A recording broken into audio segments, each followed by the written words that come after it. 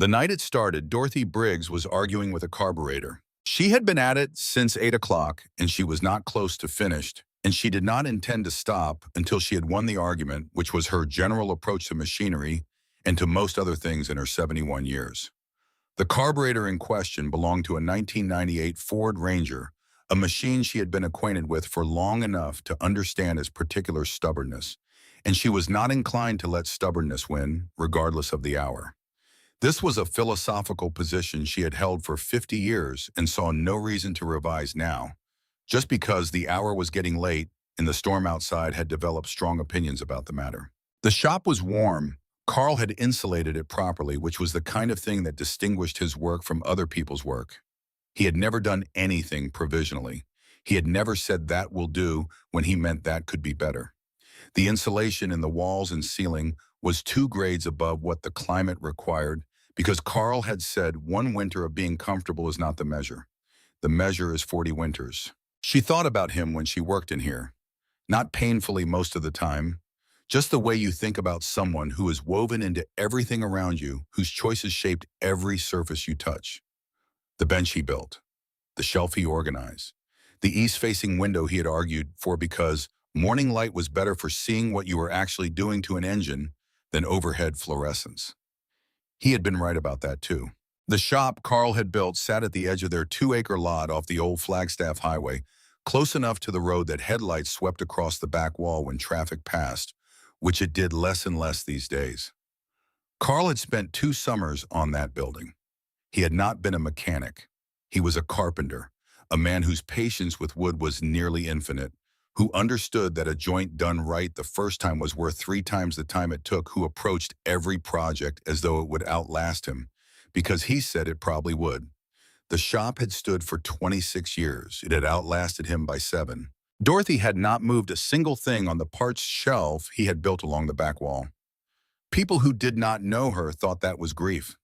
People who knew her understood it was something more practical. Carl had organized that shelf better than any auto parts catalog she had ever worked from, and there was no reason to change a system that had never failed her. She was elbow-deep in the engine of the Ranger that belonged to a retired postal worker named Wendell Sloan, who lived 11 miles out and could not afford the dealership in Flagstaff.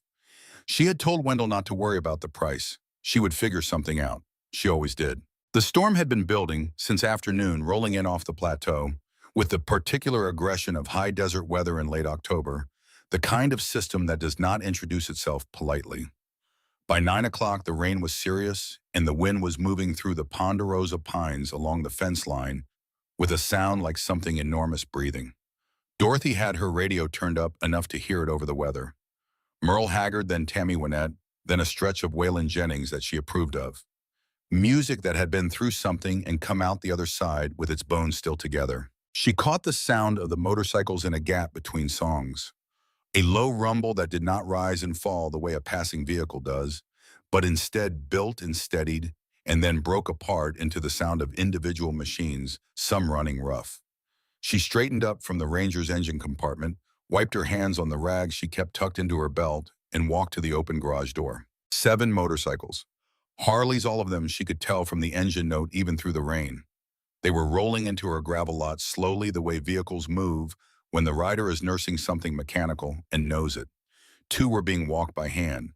The other 5 were running, but 2 of those were running badly, sputtering with the uneven cadence of flooded carburetors or failing fuel delivery, and one of them threw a backfire that cracked through the wet air like a rifle shot. The men on them were big, leather cuts over heavy jackets, the kind of gear that meant serious road miles.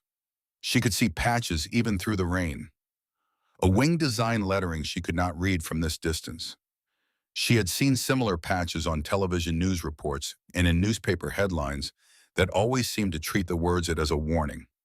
She registered this information and filed it alongside the more immediately relevant facts, which were that it was 10 at night that 2 of these machines were broken down and that the rain was not improving. One by one, the engines cut out.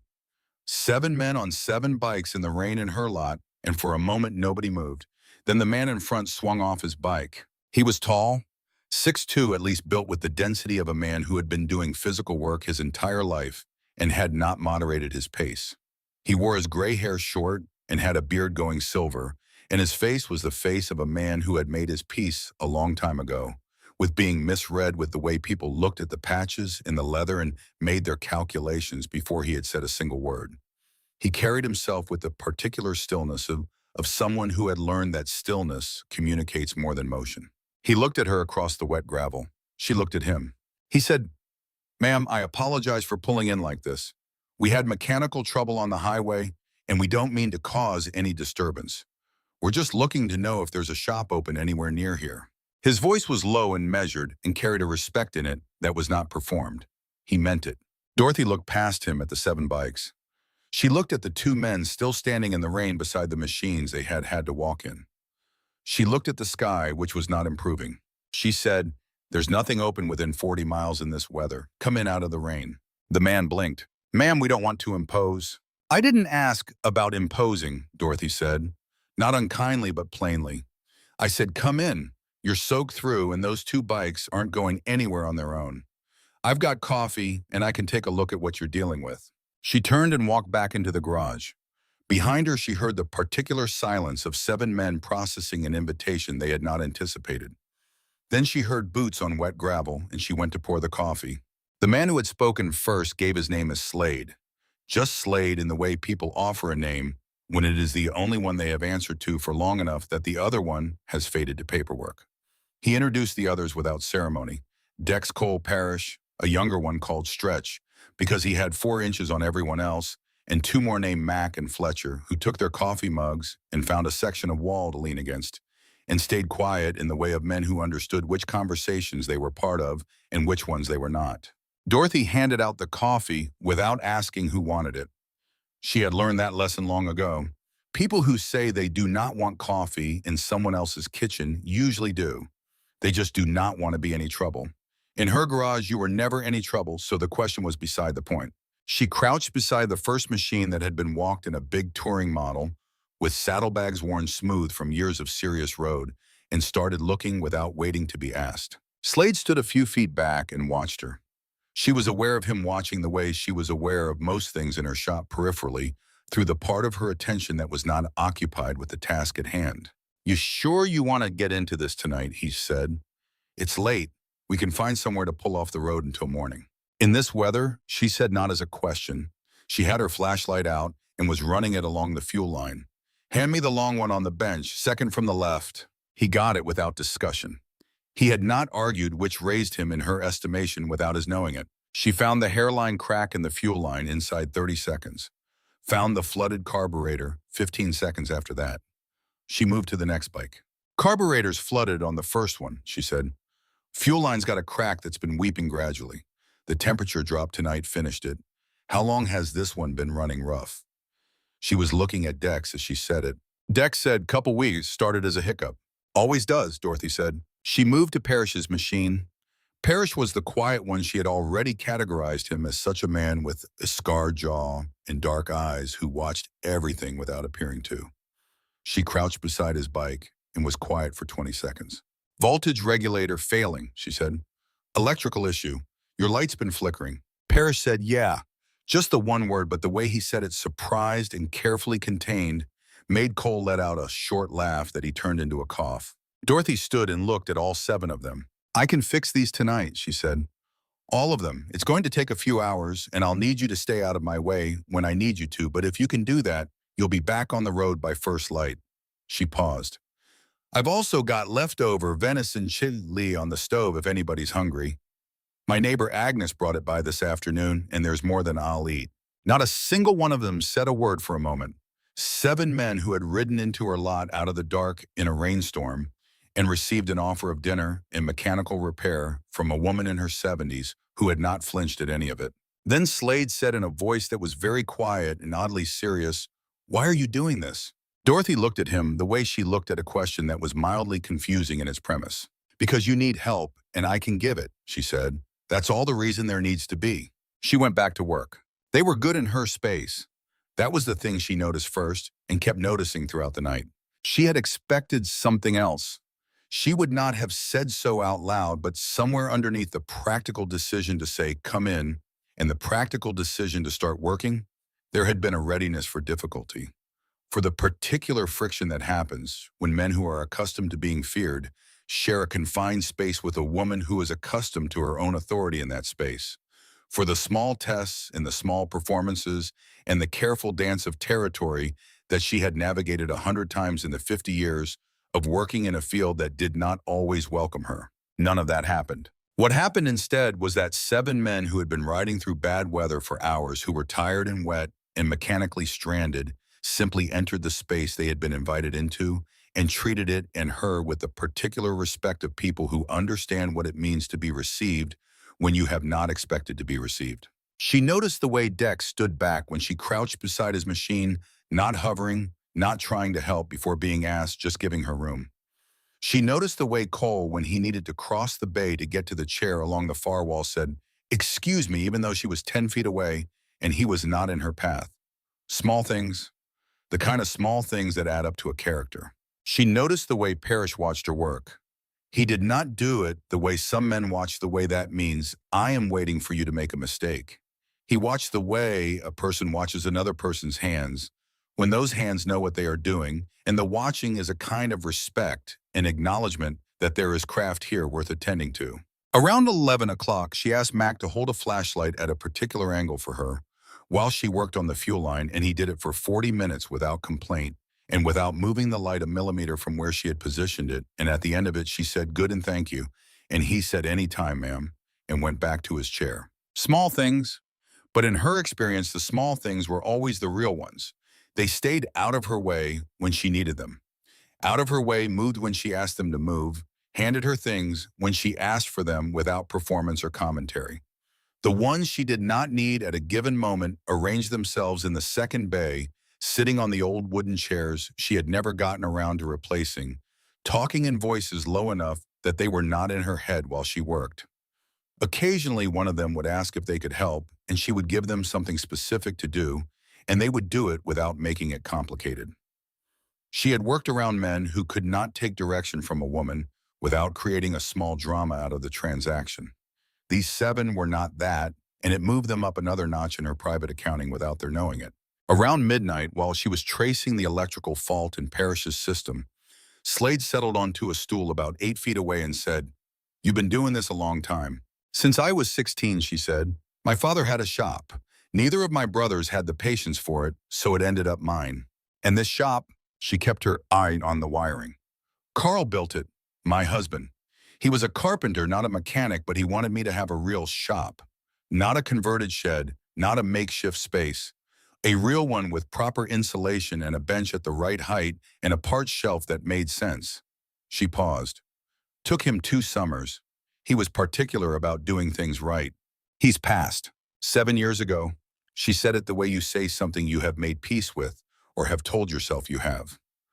"Heart attack. Fast, which I've been told I should be grateful for." Slade nodded. He did not say he was sorry. He just nodded the way a person nods when they understand that some things do not benefit from commentary, that what they need is simply to be acknowledged and then given room. Dorothy found she liked him better for it. It was around 2 in the morning when she noticed it. She had moved to the bike Slade himself had been riding, a big machine, well-maintained with the particular care of someone who had ridden long enough to understand that a motorcycle reflects back exactly the attention you give it. She was checking the chain tension when she saw the patch on his cut, which he had draped over the back of a chair nearby. The main patch said Hell's Riders MC, but it was the smaller patch, the one on the chest, that stopped her. It was a simple design. A road disappearing into a horizon with stylized letters worked into the image. Small, almost understated, but she had seen it before. Not on a jacket or a cut. In her own house. Carl had kept a journal. He had kept one for most of their marriage spiral notebooks he filled with observations and drawings and the occasional passage of reflection. She had not read them after he died. They were his, and she had put them in the closet shelf where he kept his important personal papers, and she had not opened that shelf since the week after the funeral. But she remembered one drawing. She remembered it because Carl had shown it to her, held up the open journal and said, "I've been trying to draw this for a week and I finally got it right." She had not known then what it meant. She had said it was a nice drawing. The road disappearing into a horizon, the stylized letters. She held very still for a moment.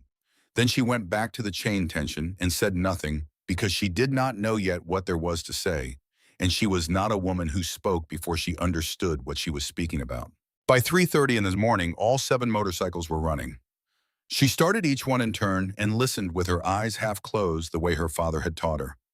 Not just the sound, but the feeling beneath it, the sense of whether a machine was breathing right or hiding something. Each one came up even and clean. She shut the last one down. When she turned around, all 7 men were on their feet.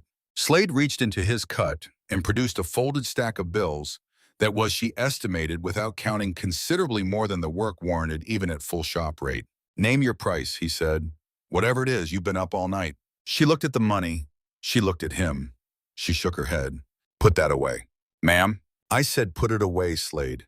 She used his name for the first time, and something shifted in the room when she did, the way using a name shifts a moment from general to specific, from transaction to encounter. "I didn't do this for money." He looked at her steadily. Something moved in his expression that was not quite frustration and not quite something else she had a name for.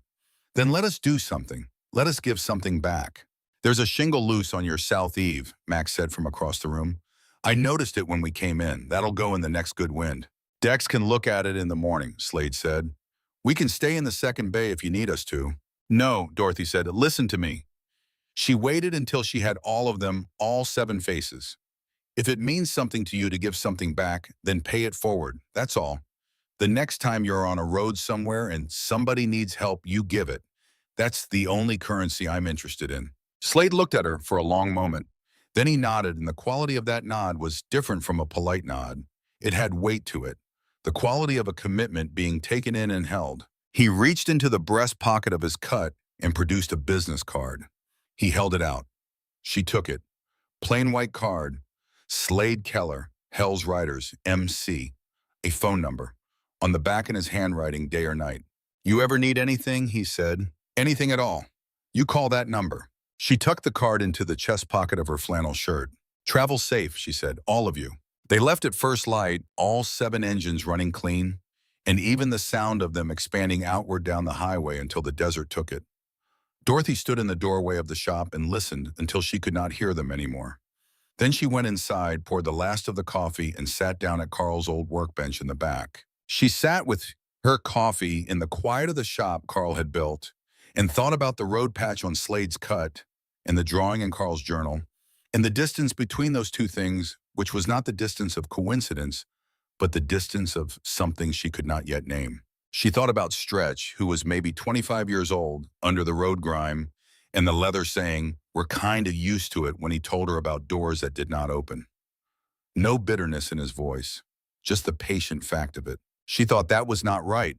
That just was not right at all. She pulled the card out of her pocket and set it on the workbench. She looked at it for a moment.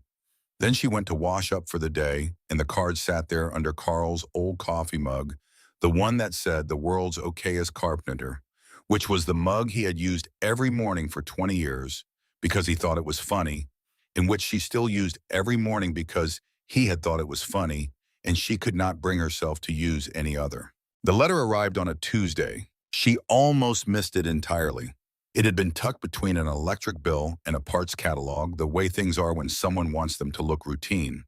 Plain white envelope, return address from a county tax assessment office she had never heard of. She opened it at the kitchen table and read it once. Then she read it again more slowly, her finger moving under each line the way her mother had taught her to do with important documents, not reading for impression, but for fact. The letter stated that, due to a property tax reassessment identifying a discrepancy in records dating to 1989, Dorothy Briggs was found to be in arrears on property tax obligations totaling $34,200, and that if this amount was not remitted within 30 days, Coconino County would initiate proceedings to seize and liquidate the property to satisfy the debt. $34,000. She set the letter on the table and went to the filing cabinet in Carl's study, because Carl had kept records the way he kept everything, with the precision and care of a man who understood that details defend you when the world decides to be careless. She found the property tax folder and pulled it. 5 years of receipts. Paid, paid, paid, paid, paid. Everyone on time, everyone with a confirmation number, everyone dated and annotated in Carl's handwriting, and after Carl the same information in her own. She sat back down at the kitchen table and stared at the letter. She called the county tax office, was on hold for 38 minutes, was transferred twice, was told the person she needed to speak to was not available, was given a different number. She called the different number. She got a recorded message. She left her name and number and was not called back. She told herself it was a clerical error. These things happened in county offices. She told herself this for 3 days. On Thursday morning, a black SUV with tinted windows pulled into her lot. The man who got out was perhaps 55 trim, in a suit that communicated wealth without shouting, it with a smile that was practiced to look warm in a way that meant it was neither. He stayed near his vehicle. She noticed that, stood at the edge of the lot in a way that was calculated to look casual. He said, "Mrs. Briggs, my name is Grant Holloway. I'm a developer working on a project in this region, and I believe we have some interest to discuss." She dried her hands on her rag. "We've never met, Mr. Holloway. We don't have shared interests." The smile adjusted. "Your property sits at a critical juncture for a resort and entertainment complex I've been developing in this county. A project that will bring significant economic benefit to the area. Jobs, infrastructure, tax revenue. My property isn't for sale." Something shifted behind the practiced expression. Not disappearing, just recalibrating. "The offer I'm prepared to make is significantly above market value. I think if you were to consider your current situation carefully—" "My current situation," Dorothy said, "is fine. Good morning, Mr. Holloway." She went back into the shop. She heard his car door close eventually. She heard the engine turn over. She heard the SUV roll out of her lot and take the highway north.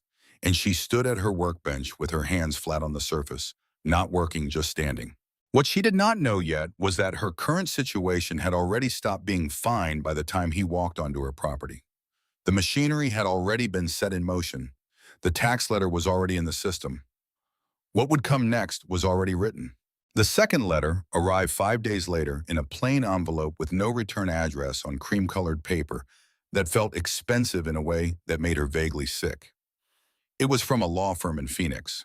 3 paragraphs of legal language that she read standing at the kitchen counter and then sat down and read again with her finger under each line. A company called Sonoran Land Holdings LLC was asserting a claim to approximately 1.4 acres of her property based on a deed transfer executed in 1989, which the letter claimed had never been properly recorded, but which the company was now prepared to enforce through the courts. Attached was a photocopy of a document she had never seen in her life, a deed with Carl's father's signature on it. Edwin Briggs, Carl's father who had died in 1991. She read the letter a third time.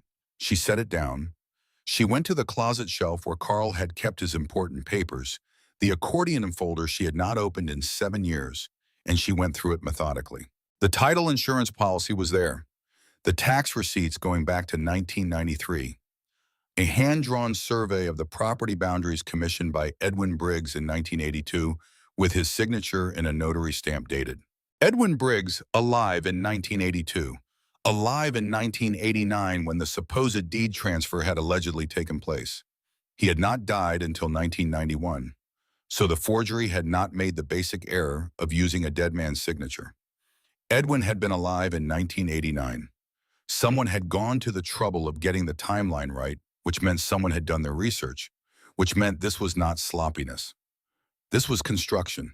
She sat on the floor of the closet with the accordion folder in her lap and thought about that for a long time. She called an attorney in town named Bill Garrett, who had handled Carl's estate and who ran a small general practice that served the county's needs adequately until the needs became serious.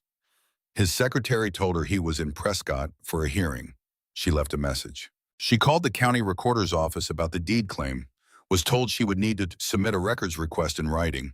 Estimated processing time, 3 to 5 business weeks. She said, "The letter gives me 30 days to respond." The woman on the phone said she was very sorry, but that was the process. Dorothy thanked her and hung up and sat at the kitchen table with both documents in front of her and thought about what Carl would do. Carl would go to the primary source. Carl would not let other people's paperwork define his reality. Carl would document everything, find every piece of evidence that proved what he knew to be true, and put it somewhere safe. She got up and went to work. It was while she was organizing her documentation that Thursday afternoon that Walter Dunn came by. Walter ran the hardware store 2 miles down the road, and had been something in the category of friend to her and Carl for close to 25 years. The kind of friendship that does not require frequent contact, but has enough deep root to hold through most weather. He was 64, a deliberate man with the unhurried manner of someone who had spent his working life dealing with problems that had physical solutions. He pulled his truck into her lot and sat in it for a moment before getting out, which was not like Walter, and when he came into the shop, he was not quite meeting her eyes, which was less like Walter still. She said, "Walter, what is it?" He said, "You heard the name Grant Holloway yet?" She dried her hands. "He came by last week, offered to buy the property." Walter nodded, the nod of a man who had expected that answer and had been hoping for a different one. He said, "That man has been acquiring land in this county for 3 years. Every parcel between the highway and the Juniper Ridge, he's got it now, except yours. You're the last piece he doesn't have." "I know," she said. "It's not for sale." "I know it's not." Walter finally looked at her directly. "What I'm telling you is that when Holloway can't buy something through an offer, things start happening. The Aldersons on Route 14, he wanted their 12 acres. They said no. 8 weeks later, they had an environmental complaint filed against a field that hadn't had runoff in the memory of anyone living. Fabricated eventually proved so, but by the time it was cleared up, they were $30,000 in legal fees and they sold." He paused. "The Henleys, zoning violation against a structure that had been standing since 1971. Same pattern, different angle." Dorothy stood very still. She said, "You're telling me the tax letter is him?" "I'm telling you I don't know that for a certainty," Walter said. "I'm telling you to be careful. This man has been operating in this county for 3 years without anyone being able to stop him because he has the money to keep the pressure on longer than most people can absorb it." She said, "Do you know an attorney who can handle something like this?" He said, "Not one who's in his weight class." She thought about the card on Carl's workbench. She said, "I'll figure it out." Walter left with the look of a man who had said what he needed to say and knew it was not enough. She went back to work. The inspectors came the following Monday. 2 of them county building and safety with clipboards in the particular manner of men who have decided in advance what they are going to find. They walked the shop from end to end, measured things, photographed things, spoke to each other in voices low enough to project exclusion, but not low enough for her not to catch fragments. Ventilation inadequate for commercial operation, electrical panel pre-code, waste disposal non-compliant. She followed them at a distance. She had been through inspections before. The shop had passed everyone since Carl finished it in 1997. She knew what a legitimate inspection looked like. It looked like 2 men checking things against the standard. This looked like 2 men building a file. The senior inspector, a thin man named Rollins with careful eyes, handed her a preliminary notice of violations at the end of the walkthrough, 14 items. She looked at the list and then looked at him. "Mr. Rollins," she said levelly, "this shop passed its last inspection 16 months ago with 0 violations noted. Every item on this list was present and in the same condition at that inspection." "Standards change, Mrs. Briggs. Do they change retroactively?" He held her gaze. Something moved behind his eyes, not guilt exactly, not nothing either. Something in between that she filed away. "Have a good day, Mrs. Briggs," he said and left. She stood at her workbench for a moment after Rollins's vehicle had left the lot. She stood with her hands flat on the surface and counted. The tax letter had arrived 11 days ago. Holloway had visited 9 days ago. The property deed claim had arrived 6 days ago. The break-in had been 3 days ago. And now the inspection. 5 moves in 11 days, not random, not coincidental. A sequence carefully timed, each one designed to land before she had fully absorbed the previous one. The tax debt would eat her savings if she paid it. The property claim would require legal fees she did not have if she fought it. The code violations would shut her shop, her income, her ability to fund anything if she did not address them. And the break-in had taken the original deed, the one piece of paper that would have been her clearest weapon in court. Someone had thought about this carefully. Someone had mapped her vulnerabilities and designed a campaign against them. She picked up her rag and wiped her hands, though they were already clean, because she needed something to do with them while she thought. What she was not going to do was panic. Panic was a gear she had never developed. Carl used to say she did not have the mechanism for it, which he meant as the highest compliment, but which she understood to be more accurately described as a choice she had made so many times that it had become automatic. She had made it the first time at 16 when the carburetor of her father's truck fell apart in her hands with a customer waiting, and she had made it every time since. Not because panic was shameful, but because it was not useful, and she was a woman who had very little patience for things that were not useful. What she was going to do was call her attorney. She called Bill Garrett, who was back from Prescott. She laid it out in order the way Carl had taught her to present problems. Facts first, sequence second, interpretation third. Garrett was quiet for a moment when she finished.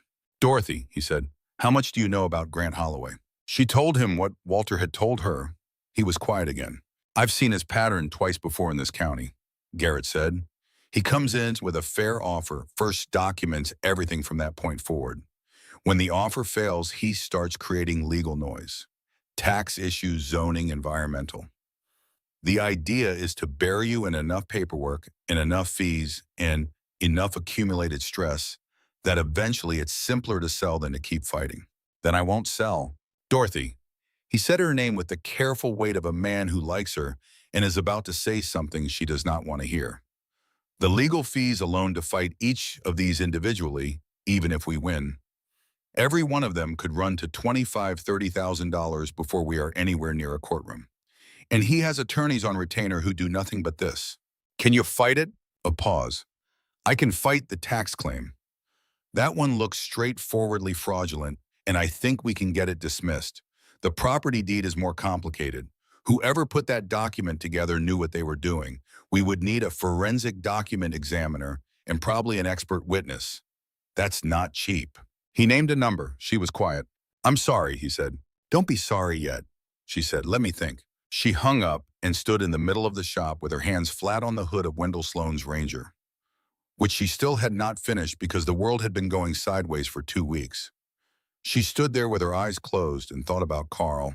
Carl, who had spent 2 summers building the shop and had refused to cut a single corner, even when the materials ran over budget. Who had said, "We're building this to last, not to be convenient." Who had trusted her with everything he had made this land and this building and his name. Who had died without imagining it would ever need to be defended. She thought about what he would do, and then she thought, "I already know what he would do, because it is what I already know I should do. I am just scared." She opened her eyes. She looked at the card on the workbench. She did not pick it up. Not yet. 3 nights later, she came home from a parts run to find her filing cabinet had been gone through. She knew it the way you know when someone has been in your space, not from anything obvious, but from the small wrongnesses. The cabinet drawer she always left locked was unlocked.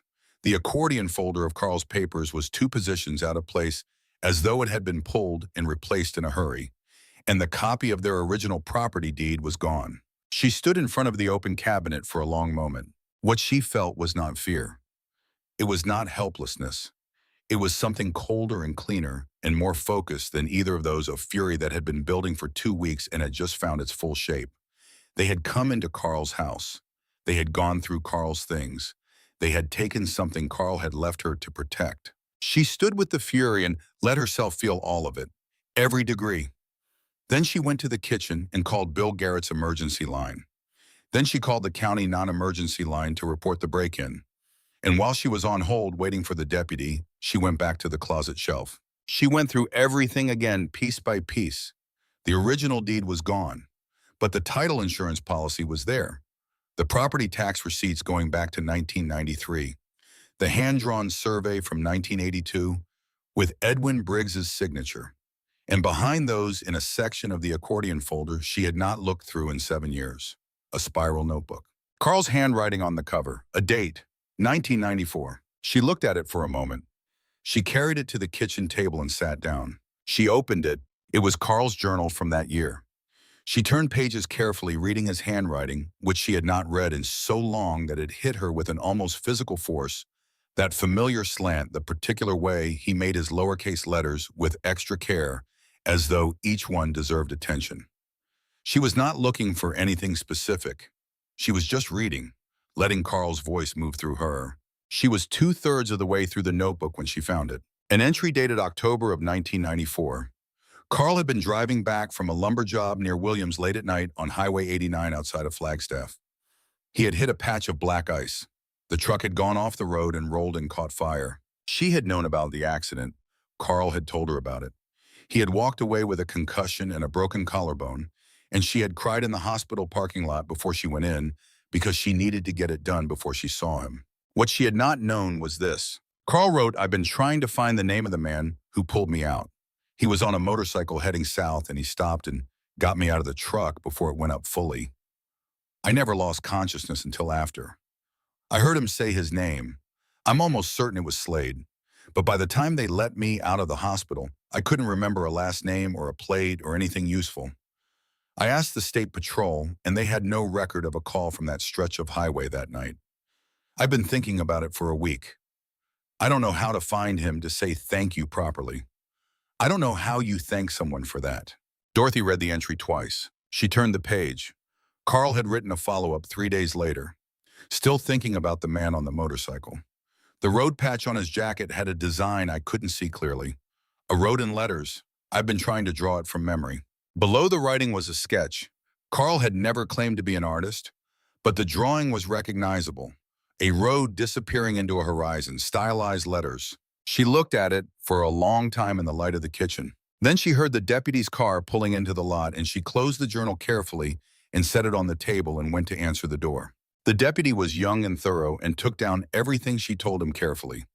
He told her they would do their best, and she thanked him and said nothing about what she actually expected, which was very little because she was beginning to understand the shape of the system she was operating inside. After he left, she sat alone at the kitchen table. It was past 2 in the morning. She was 71 years old. She had a fabricated tax debt of $34,000. She had a fraudulent property claim based on a forged deed. She had 14 manufactured code violations threatening to shut her shop. She had a stolen deed. She had a lawyer who was good but outgunned. She had a county that may or may not be compromised. And she had a journal, and she had a card. She picked up the card. She held it in both hands and thought about what it meant to make this call. She thought about what Walter Dunn would think. She thought about what the town would say. She thought about her daughter-in-law in Tucson and her reaction to the name Hell's Riders MC. She thought about Carl writing, "I've been thinking about it for a week. I don't know how to find him to say thank you properly."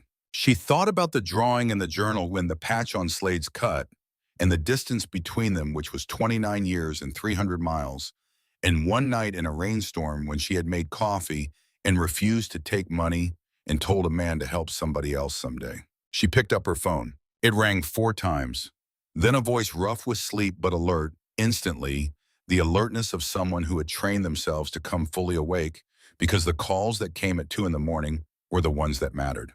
"Yeah, Slade," she said. "This is Dorothy Briggs. You came through my lot 3 weeks ago. 7 bikes. I fixed them in the storm." A pause. Not the pause of someone trying to replace her. The pause of someone who already knows exactly who she is and is deciding how to say that. "I know who you are," he said. And the way he said it, immediate and warm and without any hesitation at all, did something to the inside of her chest that she had not expected and did not fully have a name for. She said, "I think I need help." A silence, 3 seconds, maybe 4. Then Slade said, "Tell me everything." She talked for 20 minutes. She had not talked about herself to another person for this long in 7 years. And he did not interrupt her once, not to offer opinions or reactions or the sounds people make when they are waiting for their turn. He listened the way a person listens when they are building something out of what they hear. When she finished, he was quiet for a moment. "Mrs. Briggs, are you safe tonight? Physically safe?" "Yes. Don't touch the filing cabinet. Don't move anything else in that room. I'm going to make some calls." "Slade." She stopped. She looked at the journal on the kitchen table. "I need to tell you something, but not on the phone. When you get here." Another pause, shorter. "We'll be there by dawn," he said. "Lock your doors." She sat at the kitchen table after she hung up. She put her hand on the journal. Carl's voice in the pages under her hand, that familiar slant, those carefully formed letters. "I don't know how you thank someone for that." She thought, "I think you are about to find out, Carl." She did not sleep. She sat at the workbench with Carl's coffee mug in both hands, and she waited for the sound of engines coming down the highway. She had made the call, and she had said what she needed to say, and there was nothing left to do until morning, which was the worst kind of waiting, the kind where action is not possible, and the mind fills the space with everything it has been pushing aside. She thought about the filing cabinet standing open in the study. about the particular quality of violation and coming home to find that someone had been through Carl's things, had gone through the papers he had kept with such care, had taken the document he had set aside to protect what was theirs. She had filed a police report. She had little faith in what would come of it. The deputy had been young and earnest, and she had liked him for it, but she understood the system she was operating inside now, and she understood that the same county infrastructure that had produced two inspectors building a fraudulent case against her shop was not likely to produce a swift investigation into a break-in that served the same party's interests. She thought about Victor Crane. She stopped herself. She thought about Grant Holloway, and she thought about the way he had stood at the edge of her lot in his expensive suit with his practiced warmth. And she thought about the way he had come back to her porch at midnight after the fire with a new offer ready, because he had believed that by then grief and exhaustion and isolation would have done what his lawyers hadn't. He had not understood her. That was the thing she kept returning to.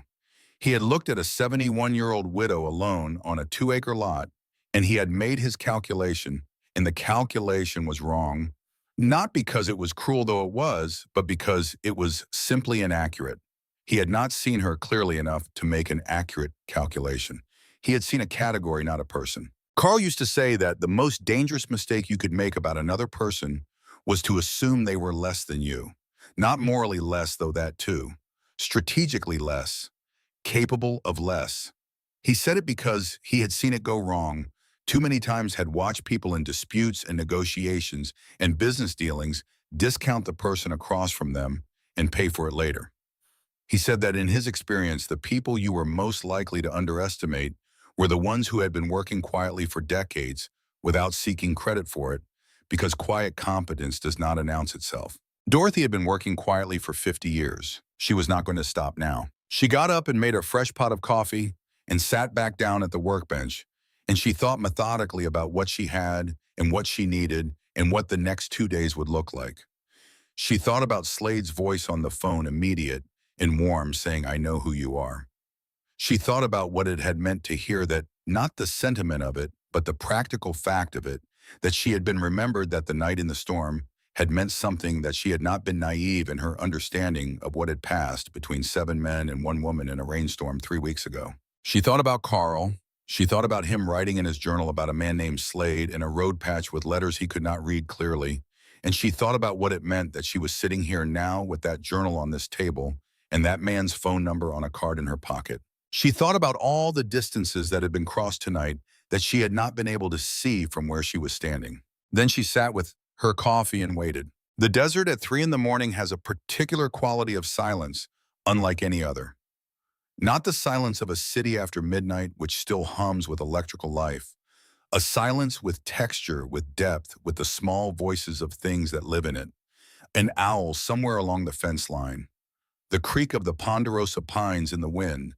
The occasional distant sound of a truck on the highway growing and fading, never turning in. She held the mug in both hands and looked at Carl's workbench. He had built it from a single slab of Douglas fir, 12 feet long, 3 inches thick, that he had driven to Williams to select himself because he wanted the right grain and would not settle for what was available locally. He had spent a weekend planning it and fitting it and getting the height exactly right because he believed that a workbench should meet your hands at the correct position and not make you come down to it or stretch up to it. He had said that small, ergonomic failures accumulate into injuries over decades, and that the people who cut corners on workspace design were the same people who ended up with chronic back problems, wondering why. He had been right about that, as he had been right about most practical things. She thought about what it would mean to Carl to know that Slade had come through her lot 3 weeks ago. Not just Slade, but 7 riders, all of them needing help, all of them received at this bench, in this shop, in this storm. She thought about the 29 years between the highway and tonight, about 2 men who had been carrying the same unfinished conversation without knowing they were carrying it. She thought about the way Carl had written, "I don't know how you thank someone for that," not as a complaint, not as resignation, but as a genuine and patient question from a man who believed that proper thanks should eventually find its target. She sat until the sky outside the east window began to change, and then she heard it. A vibration first felt through the floor rather than heard, the way a large truck registers in the soles of your feet before your ears have processed the sound. Then it built and kept building and did not peak and fade the way a single vehicle does when it passes on an empty road.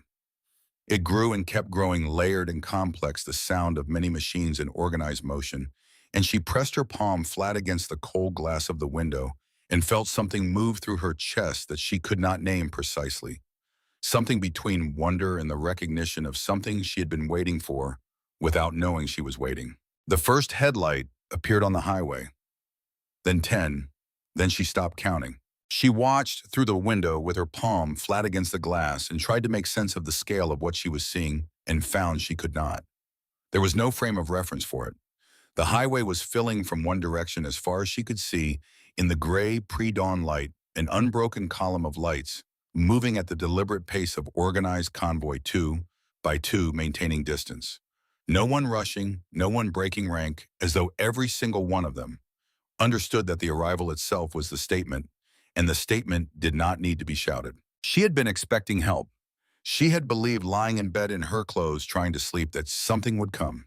She had believed it the way you believe things that Slade Keller tells you at 2 in the morning, in a voice that carries no doubt in it. But she had not known what form help would take. She had thought perhaps a dozen, perhaps 30. She had thought in her most expansive moment of imagination, perhaps 100. She pressed her hand harder against the glass. The column was still moving, still coming. The highway was filling and kept filling, and the sound of it was not the sound of motorcycles passing it on a road which peaks and fades, but the sound of something sustained and continuous, a rolling presence that did not diminish, and she understood in a way she had not understood before, standing there in the dark before dawn, with her hand against the cold window, that what was happening out there had a name she did not have language for yet. Something between obligation and love, something that traveled on roads and arrived without announcement and asked for nothing except the right to be useful. She turned from the window and went to open the front door. They came in a column, 2 by 2, orderly and deliberate, the sound of them filling the valley so completely that there was nothing left of the desert silence. They were turning off the highway onto a road, her road that had never held more than a handful of vehicles at one time, and they kept coming, and they kept coming, and the headlights swept across the front of her house in waves like something tidal. She opened the front door and stood on the porch. Slade was first. He pulled into her lot and cut his engine and swung off the bike in one motion and walked toward the porch. In the gray pre-dawn light, he looked tired, in the way of a man who had ridden through the night and had decided that was not a relevant detail. His eyes were clear and direct when he reached the porch steps and stopped. He looked at her for a moment without speaking. She said, "How many?" "Final count still coming in. Last I had was 512. She gripped the porch railing. "Slade," she said, "these people rode through the night. Some of them rode 2 nights. He said it the way he said most things, plainly, as though the facts spoke for themselves and did not need ornamentation. Montana, New Mexico, Colorado, Nevada. Word went out and people came. He glanced back at the lot, which was now full, and the road beyond it, which was also full, the last of them still pulling off the highway in the gray light, the sound of engines going quiet one by one like something settling.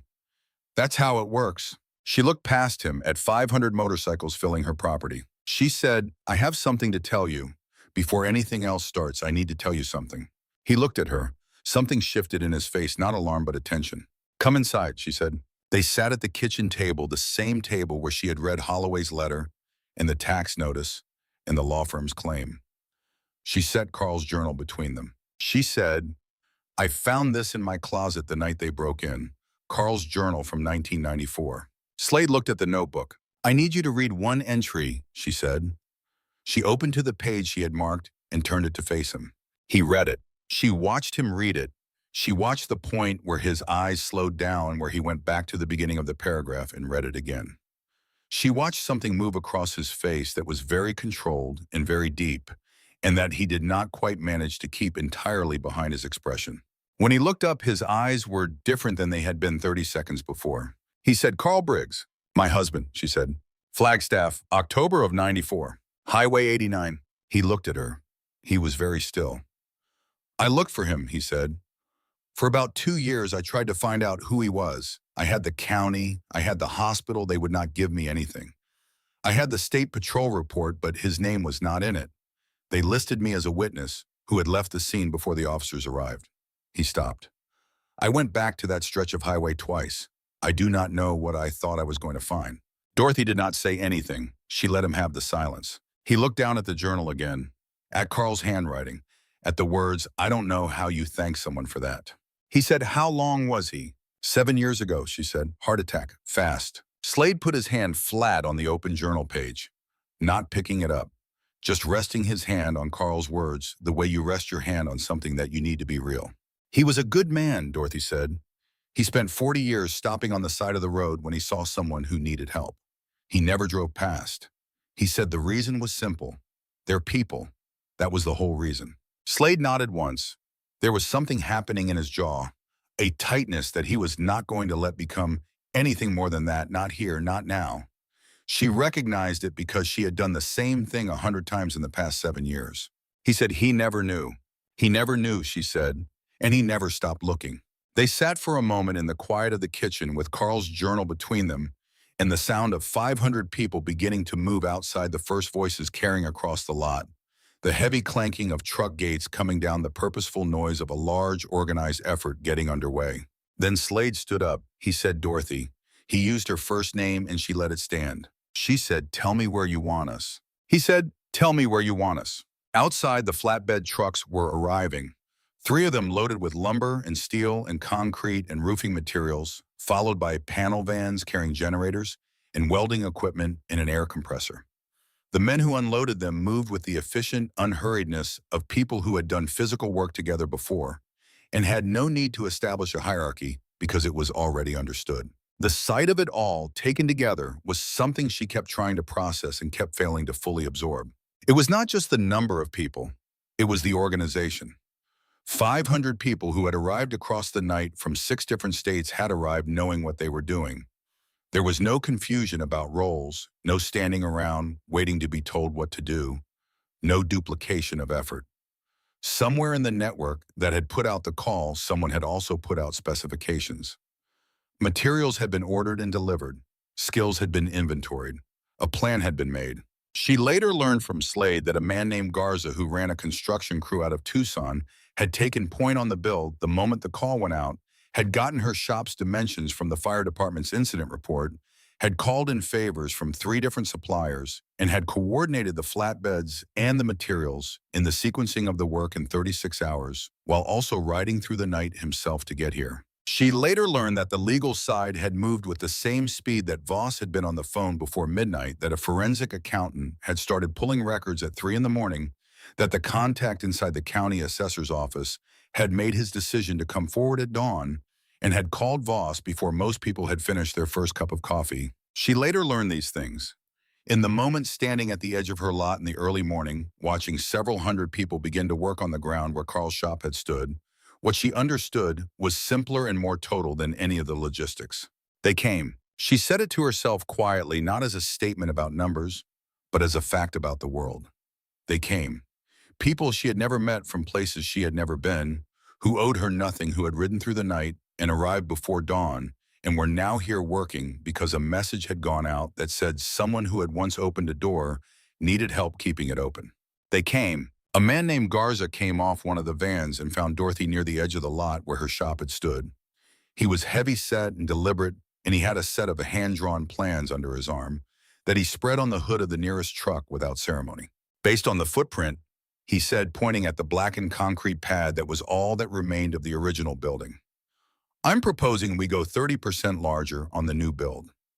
Same orientation for the light, bigger bay door, better panel location." He looked at her. "Any objections to the footprint change? Now's the time." She looked at the plans. She said, "The parts shelf along the back wall needs to be the same dimensions as the original. 12 feet long, 4 feet high, 3-inch Douglas fir." "I've got a man who does nothing but finish work," Garza said. "He'll get it right if you give him the measurements." "I have them memorized," she said. Garza nodded, made a note, and went to work. She had not expected to stand at the edge of her own property watching this happen. She had not had a frame of reference for it. She had made the call at 2 in the morning from a kitchen that smelled of smoke and a life under systematic assault, and she had told herself to be prepared for some form of help. And she had not been able to imagine this, the physical reality of 500 people who had driven through the night because a message had gone out on a network she could not see from the inside. Walter Dunn arrived at 8 in the morning with his truck bed loaded with food. He pulled in behind the last of the flatbeds and sat in the cab of his truck for a long moment before getting out, which Dorothy noticed because she was looking across the lot in that direction when he pulled in, and sitting in the cab was not what Walter did. Walter got out of a vehicle the way he did everything, without deliberation, without hesitation, because in his experience, the getting out was almost always the right decision. He was sitting in the cab because he needed a moment. She understood that. Even from across the lot, she could see it in the set of his shoulders, the way a man looks when he is absorbing something too large to absorb all at once and is giving himself 60 seconds to try. He got out eventually. He walked across the lot to where she was standing near the foundation pours, and he looked at the 500 motorcycles and the new structure going up on the cleared footprint and the organized movement of several hundred people who had materialized here overnight from 6 different states, and he said, "Dorothy," and stopped. She said, "I know." He said, "There are 512, she said, "last count." He stood beside her, and they watched together without speaking. The foundation crew was pouring concrete for the new pad, working with the quiet efficiency of people who had done this before, and understood the importance of getting the timing right. The framing crew behind them was ready, lumber staged and measured, waiting for the pour to set before they could begin using the time to check angles and measurements and confirm what went where. An electrical crew was mapping conduit runs on a drawing that Voss's man Fletcher had apparently produced from memory the previous evening. All of it happening without a foreman barking orders. All of it happening because 500 people had arrived knowing what needed doing and had organized themselves around it, the way water organizes itself around a space, filling every function by finding where it fit. Walter stood there taking it in. Dorothy stood beside him taking it in. The morning was cold and clear, and the sun was just beginning to touch the top of the ponderosa pines along the fence line. He said very quietly, "Carl would have been out here with them at first light." "He would have," she said. Walter cleared his throat. He went to the tailgate of his truck and started handing out food, which was how he spent most of the next 12 hours moving through the lot, with sandwiches and coffee, and the particular ease of a man who has found a way to make himself useful and has gratefully inhabited it. A van pulled up that Dorothy had not been expecting, and a man in a charcoal suit got out carrying a leather briefcase and moved across the lot with the composed efficiency of someone whose career had been spent in rooms where a great deal was at stake. He found her and introduced himself as Raymond Voss, an attorney out of Phoenix. He had been contacted by Slade 36 hours ago. He had already been in communication with Bill Garrett and had filed preliminary motions that morning in Maricopa County. He said, "I want to walk you through what we have, if you have 15 minutes. She said, "I have whatever you need." They sat at the kitchen table and Voss laid documents out one at a time, in the way of a man who had explained complicated things to ordinary people many times and had learned that the most respectful approach is directness without condescension. The first document was a financial trail connecting Sonoran Land Holdings, LLC, to a larger holding company, with Holloway's name explicitly in the ownership structure. Hidden well enough for most people, not hidden well enough for a forensic accountant given 24 hours and a specific target. The second was an email chain obtained through a contact inside the county assessor's office, a contact who had come forward voluntarily that morning. The email showed coordination between Holloway's legal team and 2 county employees, one in the tax division, one in building inspection, the fabricated tax debt, the 14 manufactured code violations, planned, scheduled, coordinated in writing. The third was a report from a private arson investigator who had examined the site at first light. Accelerant introduced at 3 points along the base of the structure. Professional application. Dorothy looked at the third document for a long time. Voss said, "Can we connect it directly to Holloway yet?" "Not yet. We have the what and the method. We are working on the who, but here is what matters right now." He set one more document on the table. A subpoena signed that morning by a judge in Maricopa County, directing a forensic accounting firm to conduct a full review of Holloway's business records. The judge who signed this had an encounter with Holloway 4 years ago, Voss said. Holloway used the same playbook against land adjacent to the judge's family property. The family had better attorneys than most of his targets. Holloway backed off, but the judge has a long memory. Dorothy said sometimes the law works slowly. Voss said, and sometimes it gets personal and moves faster. He closed his folder. This morning we are filing a comprehensive fraud complaint with the Arizona Attorney General's office, a parallel complaint with the County Sheriff's Criminal Division, and a civil suit against Holloway personally against Sonoran Land Holdings and against the 2 county employees whose communications we have. Damages sought include the fabricated tax claim, the fraudulent deed, the coordinated code violations, and the destruction of your shop. He named a total figure. Dorothy looked at him steadily. He said, Holloway has done this to at least 6 other property owners in 2 counties over 3 years. The ones who sold did so under duress created by illegal means. Every one of them is a potential plaintiff. We are currently in contact with all of them. She said slowly, you've been building this. We have been building it for 36 hours, Voss said, which sounds fast, but it helps when you have the right people making calls at 1 in the morning. He glanced toward the window. Your friend Slade has a network that connects to a great many useful places. Not all of them ride motorcycles. She looked out the window at the lot. She thought about Slade sitting at her kitchen table with his hand flat on Carl's journal, about the 30 years he had spent carrying a name he could not place, about the 2 years he had spent trying to find it. She said he was ready. Voss said he had been watching for somewhere worth being ready for, I think. He gathered his documents and stood. Mrs. Briggs, you understand that the way we have structured this, you are not just protecting yourself. You are potentially the person who dismantles everything Holloway has built in this county for 3 years. She said, good. He nodded once and went outside. Around 10 in the morning, a reporter arrived. Dorothy had not anticipated a reporter, though she should have, because several hundred motorcycles on a county highway was not something that went unremarked by anyone who passed it on their morning commute.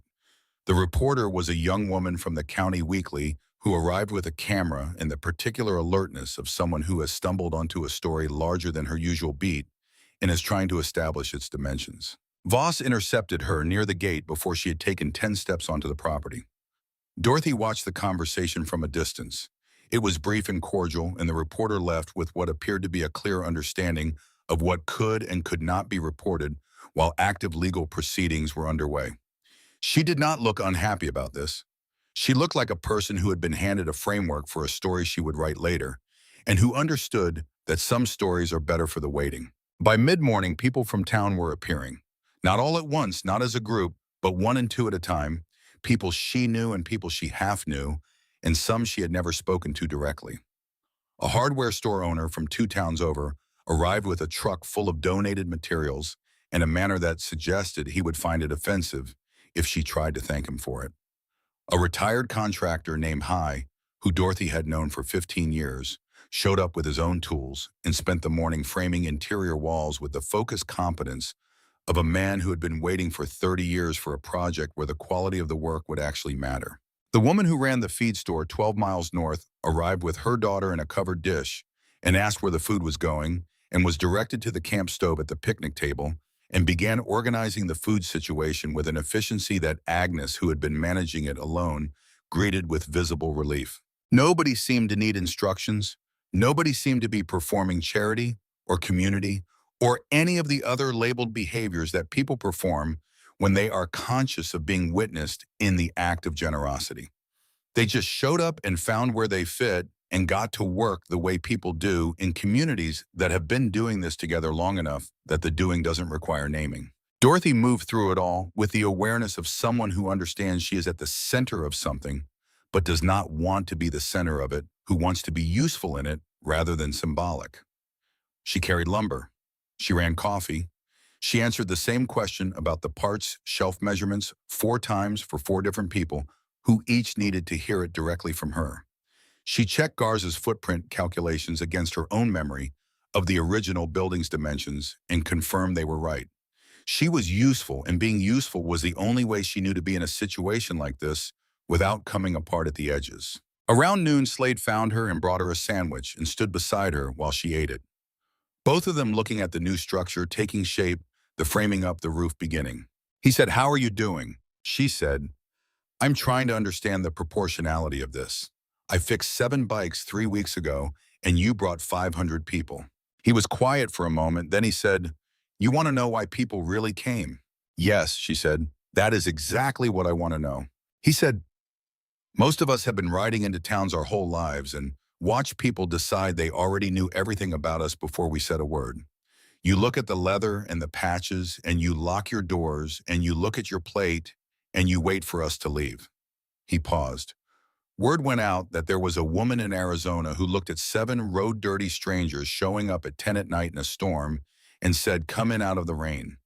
What people heard in that message was that the woman who opened her door was having her door burned down. He looked at her. "You don't do what you did and then leave the person to burn." She said, "Slade, does Holloway know yet what is happening here?" "He knows," Slade said. 40 minutes ago, Voss took a call from Holloway's lead attorney. They want to talk." She turned and looked at him directly. "What does that mean?" He said, "It means 500 motorcycles in your lot means something different to a man like Holloway than it does to the rest of us. He is counting things.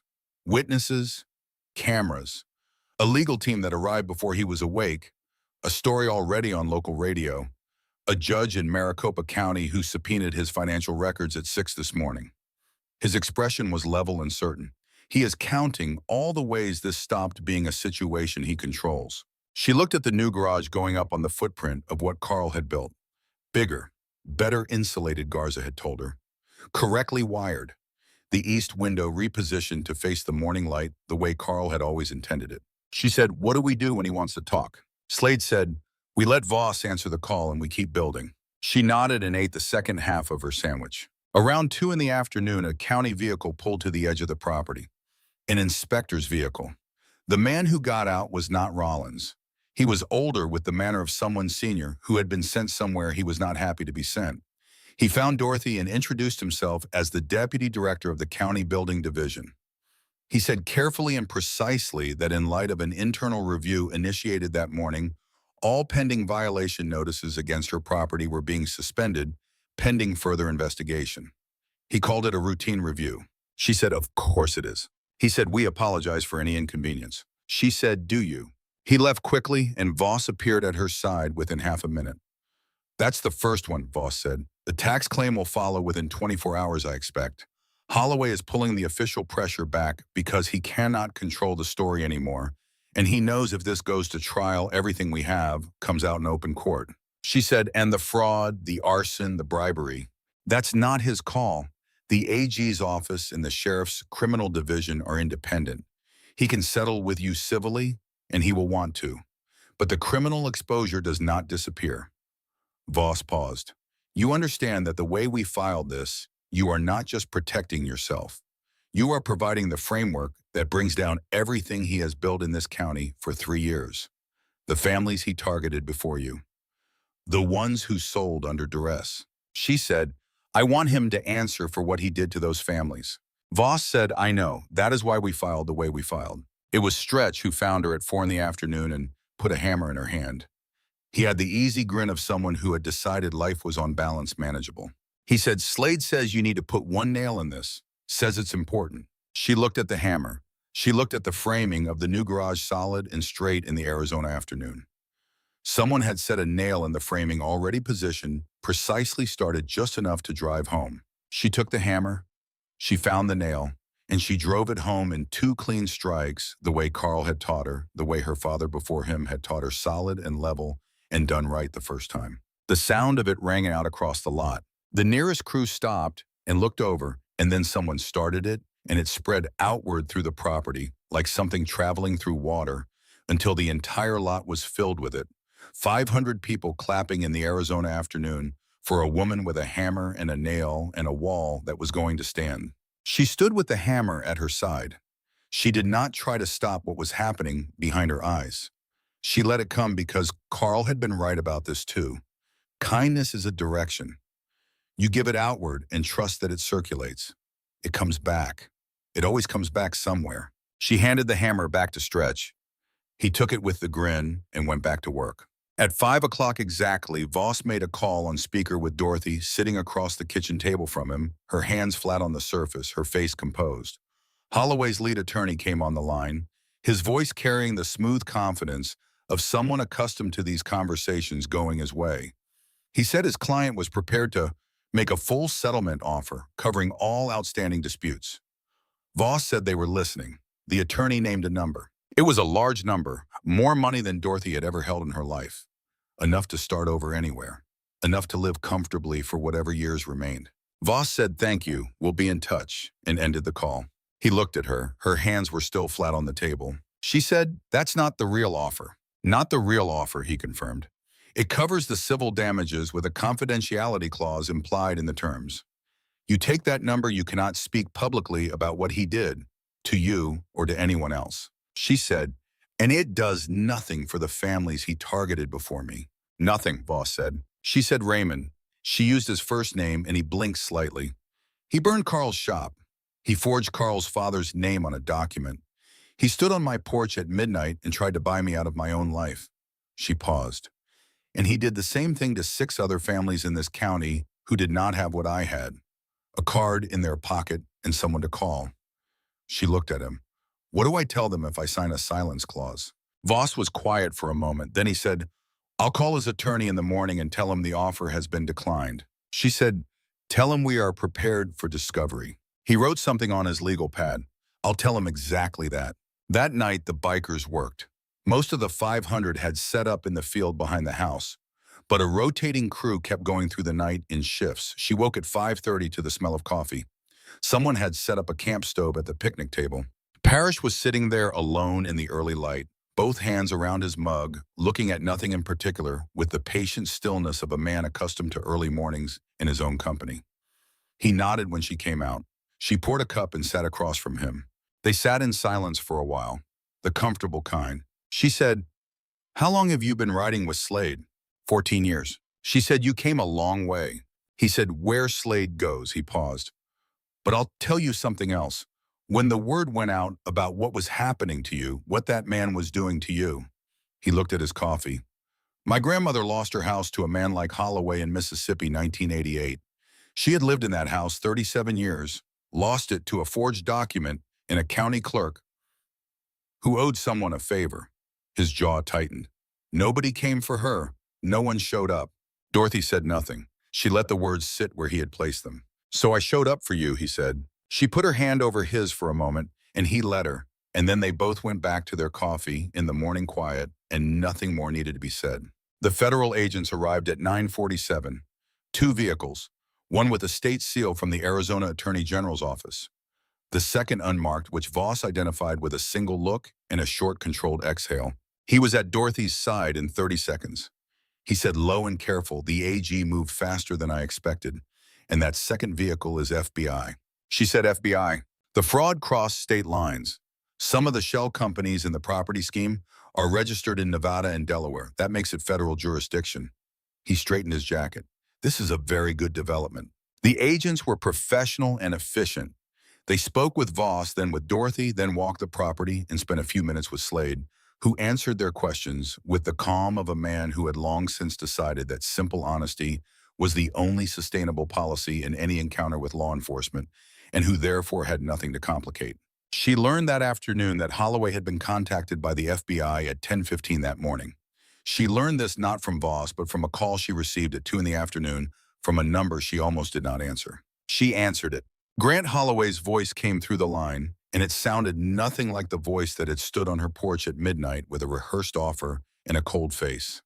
It sounded like a man who had spent the morning understanding the full shape of what he had set in motion. He said, Mrs. Briggs. A silence, then, what I did to your property. He stopped. The garage, I want to. Another stop. She said Grant. She used his first name deliberately. I'm going to stop you there. Your attorneys and my attorney will handle the civil side of this. But I want you to understand something that no attorney can negotiate for you. She paused. There are 6 families in this county who lost things they cannot get back because of what you did. Not just property, time, peace, the feeling that the place they lived was safe in theirs. I cannot restore that, but I am going to make sure that what happened to them is on record in detail in a public proceeding so that everyone in this county knows exactly what a man with a briefcase and a forged document and a cooperative county employee can do to people who trust that the system is honest. Silence. That is going to happen regardless of what we settle civilly. Do you understand? A very long pause. He said yes. She said, "Good day, Mr. Holloway." She hung up. She sat in the kitchen for a moment in the quiet. Then she went outside because the kitchen felt too small. Slade found her late in the afternoon, standing at the edge of the new garage looking at what had been built in the 48 hours. It was bigger than what Carl had built. Better insulated. The electrical panel was correctly rated. The parts shelf along the back wall had been built in solid Douglas fir by a man who had spent 2 days getting every dimension exactly right, because she had given him the measurements from memory, and he had understood why that mattered. It was not Carl's garage, but it was hers, fully legally, permanently hers.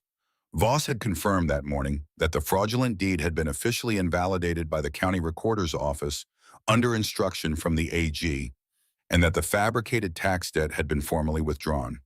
The land was clean, the title was clear. Slade stood beside her and they looked at it together. She said, "I want to ask you something." He said, "Ask." She said, "That night in my garage, when I told you to help somebody else someday, did you think it would come to anything like this?" He was quiet for a moment, turning the question over with the care he gave to things worth considering. "I thought about it a lot on the road after we left," he said. "The way you said it, it was not a nicety.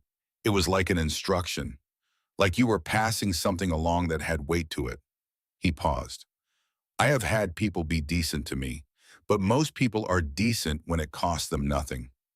You were decent when it could have cost you, when every door in this county was closed and you opened yours." He looked at her. "That kind of thing does not get filed away," he said.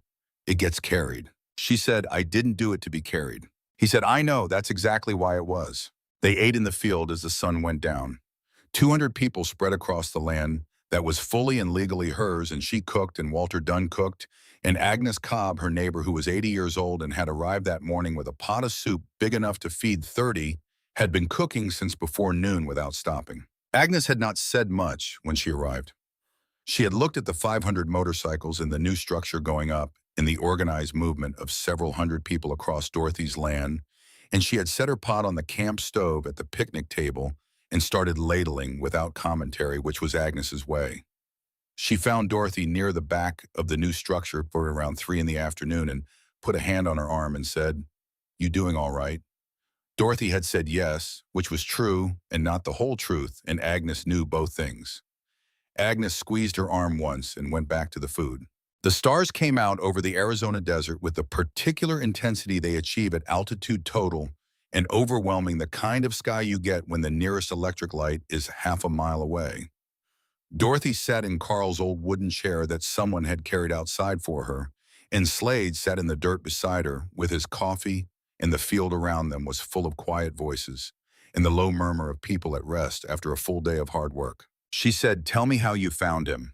Slade turned to look at her. She said, "Carl, in 1994, how did you know to stop?" He was quiet for a moment, not reluctant, gathering.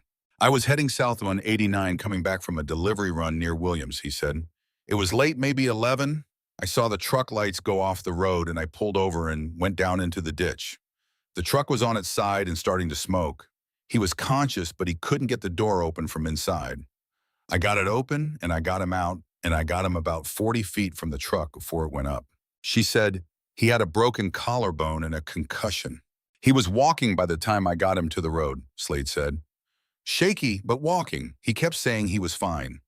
The way people say it when they're not fine, but they're too stubborn to admit it." He paused. "He reminded me of someone." She said, "Who?" He looked at her with a small, dry expression. "You." She almost smiled. "He gave me his first name when I asked," Slade said. "I gave him mine. A car stopped a few minutes later and called it in, and then I rode on because there were already people on scene and an ambulance coming, and I had somewhere to be." He looked at his coffee. "I thought about him for a long time after. I tried to find him the way I told you. Couldn't." She said, "He tried to find you the same way, couldn't." "Two stubborn people," Slade said. She said, "He would have liked you." He was quiet for a moment. Then he said, "Tell me more about him, if you want to." So she did. She talked about Carl for a long time in the dark, about the 2 summers he spent on the garage, and the way he would not rush any part of it, about the parts shelf and the coffee mug, and the way he drove 10 miles under the speed limit, which had irritated her for 4 decades, and which she now found herself doing without thinking. She talked about his hands, which were a carpenter's, hands large and precise, and about the way he believed without sentimentality that people were generally worth the effort. She talked about the morning he died, which she had not talked about to anyone except in the immediate aftermath, about coming in from the shop at 7 in the morning and finding him at the kitchen table with his coffee and his newspaper already gone, looking almost peaceful, and how peaceful had been the wrong word for what she had felt, because what she had felt was the sudden understanding that the house had a shape she had never noticed before, a shape made entirely of his presence, and now she was going to have to learn to live inside a different shape entirely. Slade listened without filling the silences. He had a gift for that. When she finished, the field had gone mostly quiet around them. He said, "He sounds like a man who knew how to be present." She said, "That's exactly what he was." He said, "You carry him well." She looked at him. She said, "Some days better than others." He nodded, just the nod, the acknowledging kind, the kind that does not try to fix or improve or redirect. She had liked that about him from the beginning. The night deepened, and the stars did what stars do in the Arizona desert, which is remind you that you are small and brief, and that this fact is not a tragedy, but a relief. She thought about Carl. She thought about the way he had believed without sentimentality and without naivety that people were worth the effort, and about how that belief was not a philosophy he had adopted, but a practice he had maintained day after day, truck by truck, stranger by stranger, on every road he had ever traveled. She said, "Slade, you told me that night in the garage that when someone pays it forward, that is how it works. That is how it circulates." He said, "I remember." She said, "I want to keep the shop open to anyone who needs it, not just paying customers.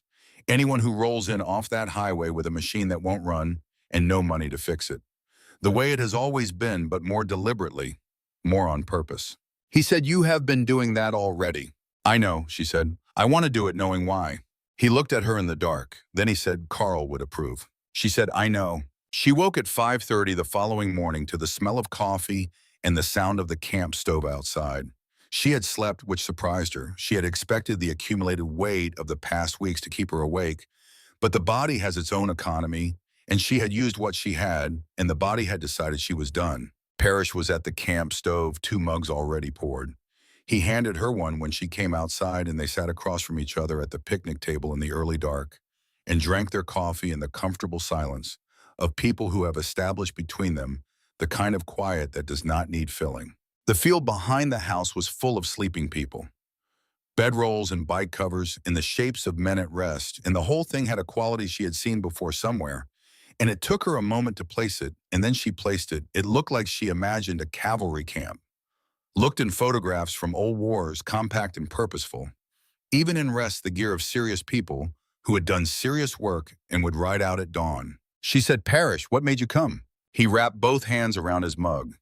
He had large hands, scarred the hands of someone who had done a great deal of physical work over a long time.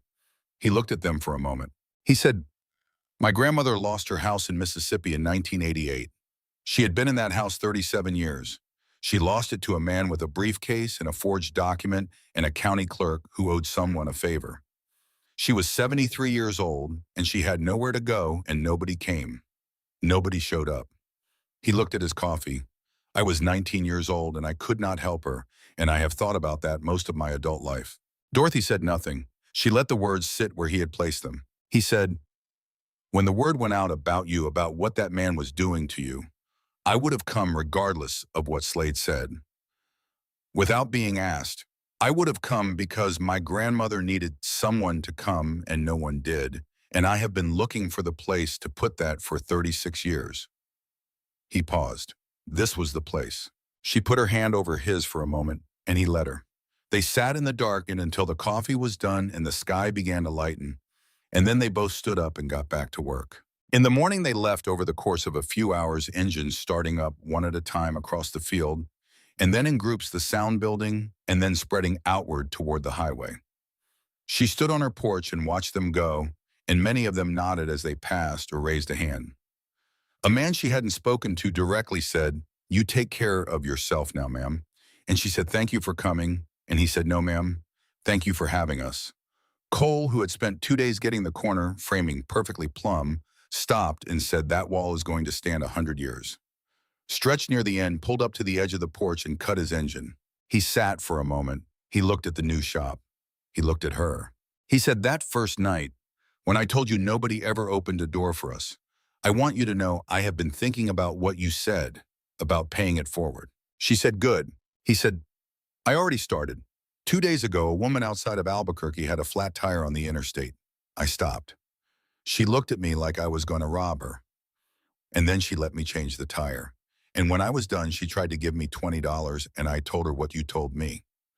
I said, help somebody else someday. Dorothy said, how did she look when you said that? He thought about it. He said, like you looked when Slade said it to you, confused and then not confused. She nodded. He said, I'm going to remember what you did here for the rest of my life. She said, then use it. Every time you see a door that needs opening, you open it. Don't think about it. Just open it. He said, yes, ma'am, and he rode away. Slade was last. He sat on his bike at the edge of the lot after everyone else had gone, and the desert was quiet again around them, in the way it gets quiet after sustained noise, the particular piece of a place where a great deal of work has been done and the work is finished.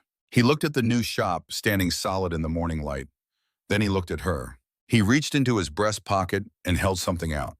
She stepped off the porch and took it. It was the same business card he had given her before, except on the back, in his handwriting, day or night, always. She looked up at him. He said, you have my number. Don't lose it this time. She said, I never lost it. He smiled the full, real smile that she had seen only a handful of times and said, I know. Then he rode away down the road and she stood in her lot and listened to the sound of his engine fading into the desert until there was nothing left but the wind and the birds and the solid, settled silence of her land.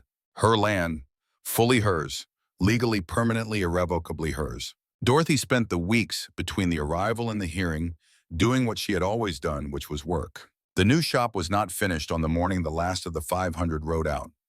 It was framed and roofed and roughly wired enough to be weather-tight enough to store tools in enough to get started.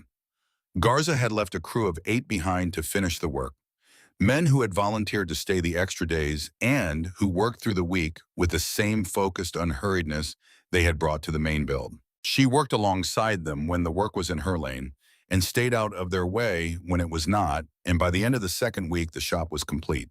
She started each piece of equipment for the first time in the new space with the same ritual attention she had given the 7 motorcycles that first night, not just checking for function, but listening for character, asking the machines how they felt in the new space, whether the acoustics were right, whether the temperature differential between bays was going to be a problem in winter.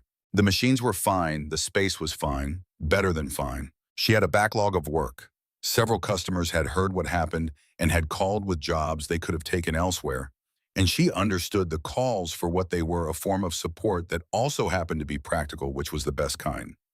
She worked through the backlog steadily, and Wendell Sloan's Ranger, which had been waiting in the queue since the whole thing started, was finally finished on a Tuesday morning, 3 weeks after the bikers had left, and she called Wendell, and he drove out, and she did not charge him for the delay. He tried to pay her double. She made him take it back. She received a letter from each of the other families Voss had contacted.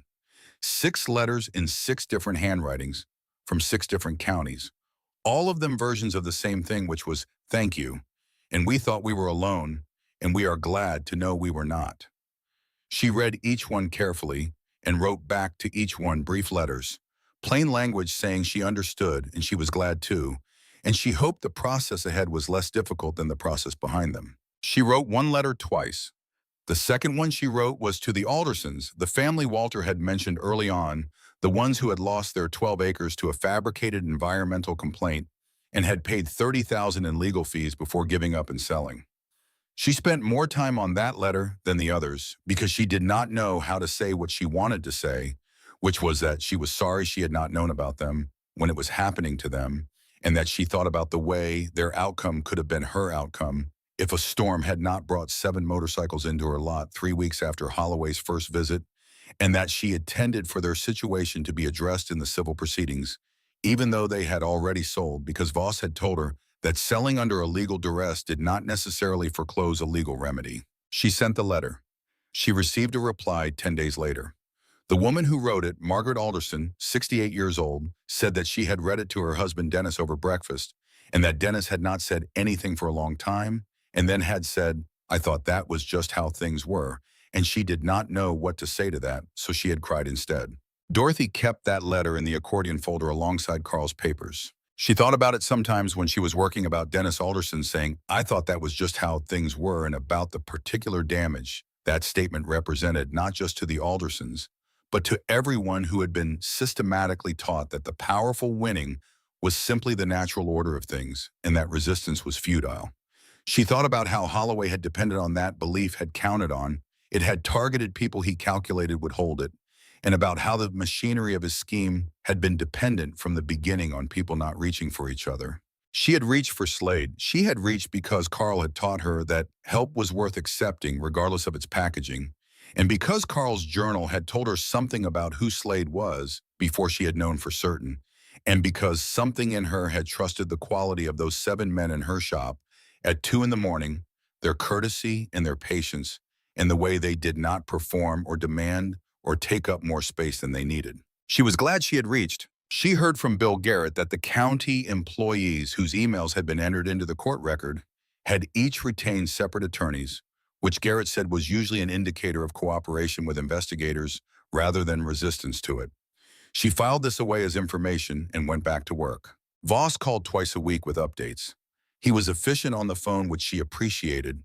He gave her what she needed to know and did not pad it with reassurance, which she would have found patronizing. She trusted him more for the economy of his communication. She thought about Holloway sometimes, not with the fury she had felt standing in front of the open filing cabinet, which had been clean and necessary in the moment, but which she had no wish to maintain. Something cooler than that, something closer to assessment. She thought about what it would mean to be a man who had spent 3 years in a county and had never considered the possibility that a 71-year-old widow on a 2-acre lot might be someone he could not simply wait out. She thought about what that said about how little he had seen when he looked at her, and she thought about Carl saying that the most dangerous mistake you could make about another person was to assume they were less than you. Holloway had made that mistake. She had made sure it cost him. The drive to the hearing 6 weeks later took 40 minutes. Garrett drove. He had been coordinating with Voss for weeks, and the two of them had developed the comfortable shorthand of people who respect each other's competence. Voss met them at the courthouse with his leather briefcase and the composed energy of a man who had prepared in the way that serious people prepare, which is thoroughly and without drama.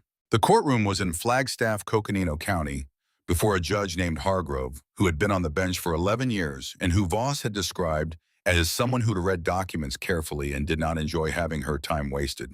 Dorothy wore the same clothes she wore when she worked, not as a statement, not to make a point, simply because she was a mechanic from Flagstaff, Arizona, and she would walk into that courtroom as herself or not at all. Grant Holloway was there with 2 attorneys. He did not look at Dorothy when she came in. She noticed that. He was looking at his papers or at the window or at some middle distance that required no engagement with the person he had spent 3 months trying to remove from her own land. She understood that. Looking at her would require acknowledging that she was real. And acknowledgement creates a particular kind of difficulty for people who have organized their behavior around the assumption that other people are obstacles. She sat down at the plaintiff's table and put Carl's journal on the surface in front of her. Voss had told her 2 days ago that they might not need it. The forensic document examiner's report was on its own sufficient to establish the fraudulent nature of the 1989 deed. The financial trail was sufficient. The emails were sufficient. They had more than enough. She had said, "I know, I'm bringing it anyway." He had looked at her for a moment and then said, "All right." The hearing opened with arguments on the civil fraud claim. Voss laid out the case methodically without theatrics in the precise, patient manner of someone who knows the facts are doing the work. The fraudulent deed, the forged signature, the notary whose license had expired in 1986 and could not have certified a document in 1989. The corporate chain that traced back to a shell company not registered until 20 years after the supposed transfer. Holloway's lead attorney offered the prepared response, the language of controlled retreat, the careful positioning of a man trying to limit damage without admitting the extent of it. He used phrases like alleged discrepancies and procedural irregularities and questions of chain of title interpretation. Judge Hargrove was not interested in complexity as a substitute for clarity. She asked 3 direct questions. The Holloway attorney answered 2 of them with additional complexity and failed to answer the third, which had to do with the specific mechanism by which an asset could pass through a corporate entity that did not yet legally exist. He said that was a matter of technical interpretation. She said she would like the interpretation explained specifically. He said the matter would require further briefing. She made a note. Then Voss asked to enter Carl's journal into the record. There was an objection, a hearsay argument. Voss addressed it clearly, and the judge overruled it on the basis that the journal was being entered not for the truth of any claim, but to establish the state of the property ownership record as understood by the family at the time. She admitted it. Voss said, "Your Honor, I'd like to direct the court's attention to an entry dated October 14, 1994. He read it. Not the full entry, just the relevant portion, the description of the accident, the rescue, and Carl's note that he had searched for the man who had pulled him out and could not find him. And then the last lines, I don't know how to find him to say thank you properly. I don't know how you thank someone for that." He set the journal down. The entry is relevant, he said, because it establishes that Carl Briggs was maintaining a contemporaneous journal of his life and activities in 1994, and that this journal contains no reference to any property transfer of the kind the defendant claims took place in 1989. A man who documented his daily life in this level of detail, who recorded a highway accident and his search for a stranger who helped him, did not write a single word about transferring 1.4 acres of his family's land to a holding company. He paused, because it didn't happen. The courtroom was quiet. Dorothy looked straight ahead. She was aware of Slade sitting in the gallery behind her, and she did not turn around. She kept her hands flat on the table and her face composed, and she let the silence do its work. The hearing ran for 4 hours. At the end of it, Judge Hargrove issued a preliminary ruling from the bench. She stated that the documentary evidence presented demonstrated a pattern of coordinated fraudulent activity designed to acquire property through illegal pressure and fabricated legal claims. She stated that the chain of corporate ownership offered by the defense was internally inconsistent in ways that did not require technical expertise to identify, but simply required reading the documents in order. She stated she would issue a full written ruling within 10 days, but that she was satisfied at this stage that the plaintiff had established sufficient grounds for the relief sought. She vacated the fraudulent deed. She ordered all associated property claims dismissed with prejudice. She awarded preliminary damages on the tax fraud claim. She referred the matter of the 2 county employees whose emails had been entered into evidence to the county attorney's office for review of potential criminal charges. Grant Holloway left the courtroom without looking at Dorothy. She sat at the plaintiff's table after most people had cleared out. She put her hand on Carl's journal. She thought about him writing at his kitchen table with a headache and a collarbone that had not yet finished hurting, trying to describe a design from memory. The road and the letters. The man named Slade who had stopped because stopping was the only possible thing. She thought about how 29 years of that unanswered thank you had traveled invisibly through time to arrive here. Not resolved in the way a transaction resolves. You cannot reduce something like that to a balance that clears, but acknowledged, witnessed, put on record. She picked up the journal and stood up. When she came out of the courthouse, Slade was on the steps. He had been in the gallery the whole time. He stood on the courthouse steps in the October sun, and when she came through the door, he looked at her with an expression she did not have a complete name for. She stopped beside him. She said, "She vacated the deed." He said, "I heard." She said, "The land is ours." He looked at her.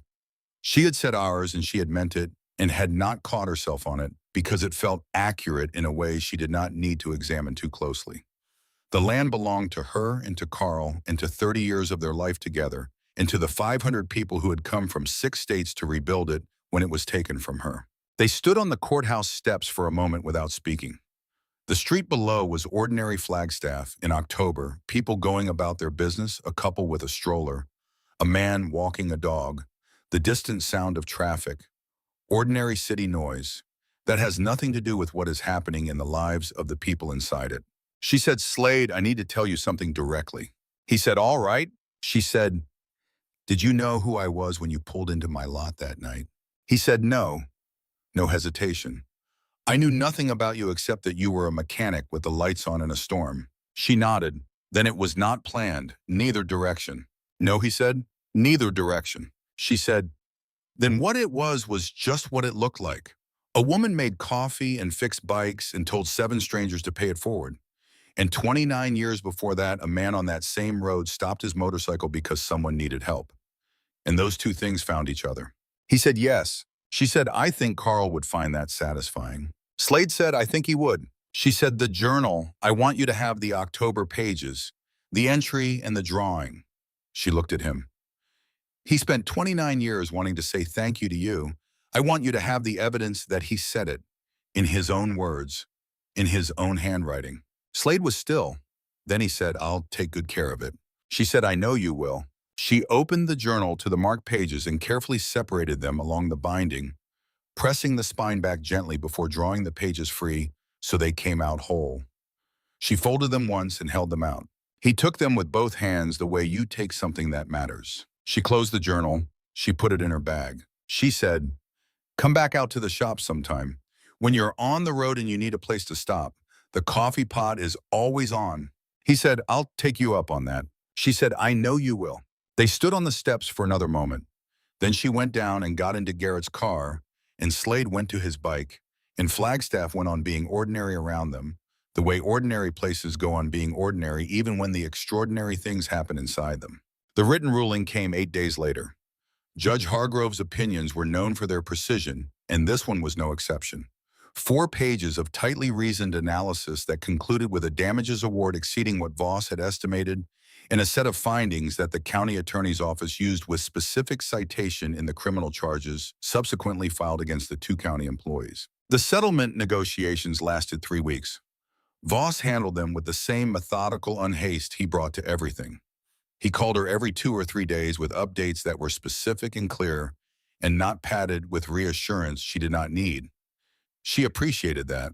People who tell you not to worry when you have not asked for reassurance are usually telling it to themselves. Holloway's attorneys came back twice with revised numbers before the number that Voss said was worth taking.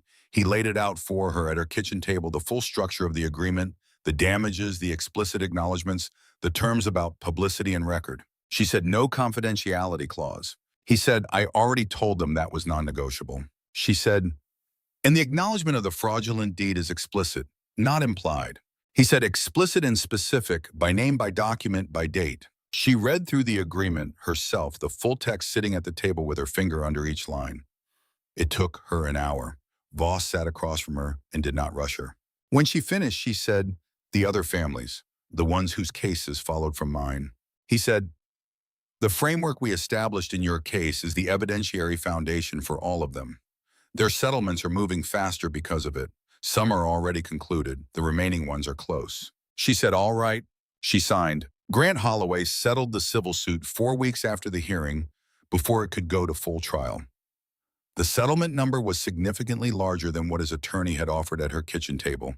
It included explicit acknowledgement of the fraudulent deed and the coordinated tax claim, which Voss had insisted on as non-negotiable because explicit acknowledgement meant the record was unambiguous for anyone who came looking. It included no confidentiality clause. Voss had insisted on that too. The other families who had been targeted by the same scheme filed their own suits through the framework Voss and Garrett had built, and the settlements in those cases came faster and with considerably less pain than they would otherwise have been, because the evidentiary record of Dorothy's case was public, and the pattern was already established in the record of the court. The federal case moved on its own timeline. When it concluded 11 months later, Grant Holloway faced charges that included wire fraud, conspiracy to commit arson, and bribery of public officials. The resort complex he had been building across Coconino County was never completed. The parcels he had acquired through fraudulent means were subject to legal review. Several were eventually returned. Dorothy followed the federal proceedings the way she followed most things attentively and without agitation. She read the news reports when they appeared and went back to work when they did not. She had a shop to run. The new shop was better than the original in every technical specification and identical to it in the only way that mattered, which was the way it felt when you walked into it. The smell of motor oil and old wood, and the particular warmth of a space where serious work had been done for a long time. The parts shelf along the back wall. Douglas fir 12 feet, 4 feet high, organized exactly the way Carl had organized the original, because she had memorized the system and saw no reason to change what worked. The east window let in the morning light at exactly the right angle. Carl's coffee mug sat on the workbench, the one that said the world's okayest carpenter, and which she still used every morning and would for however many mornings remained to her. On the back wall above the parts shelf hung two things.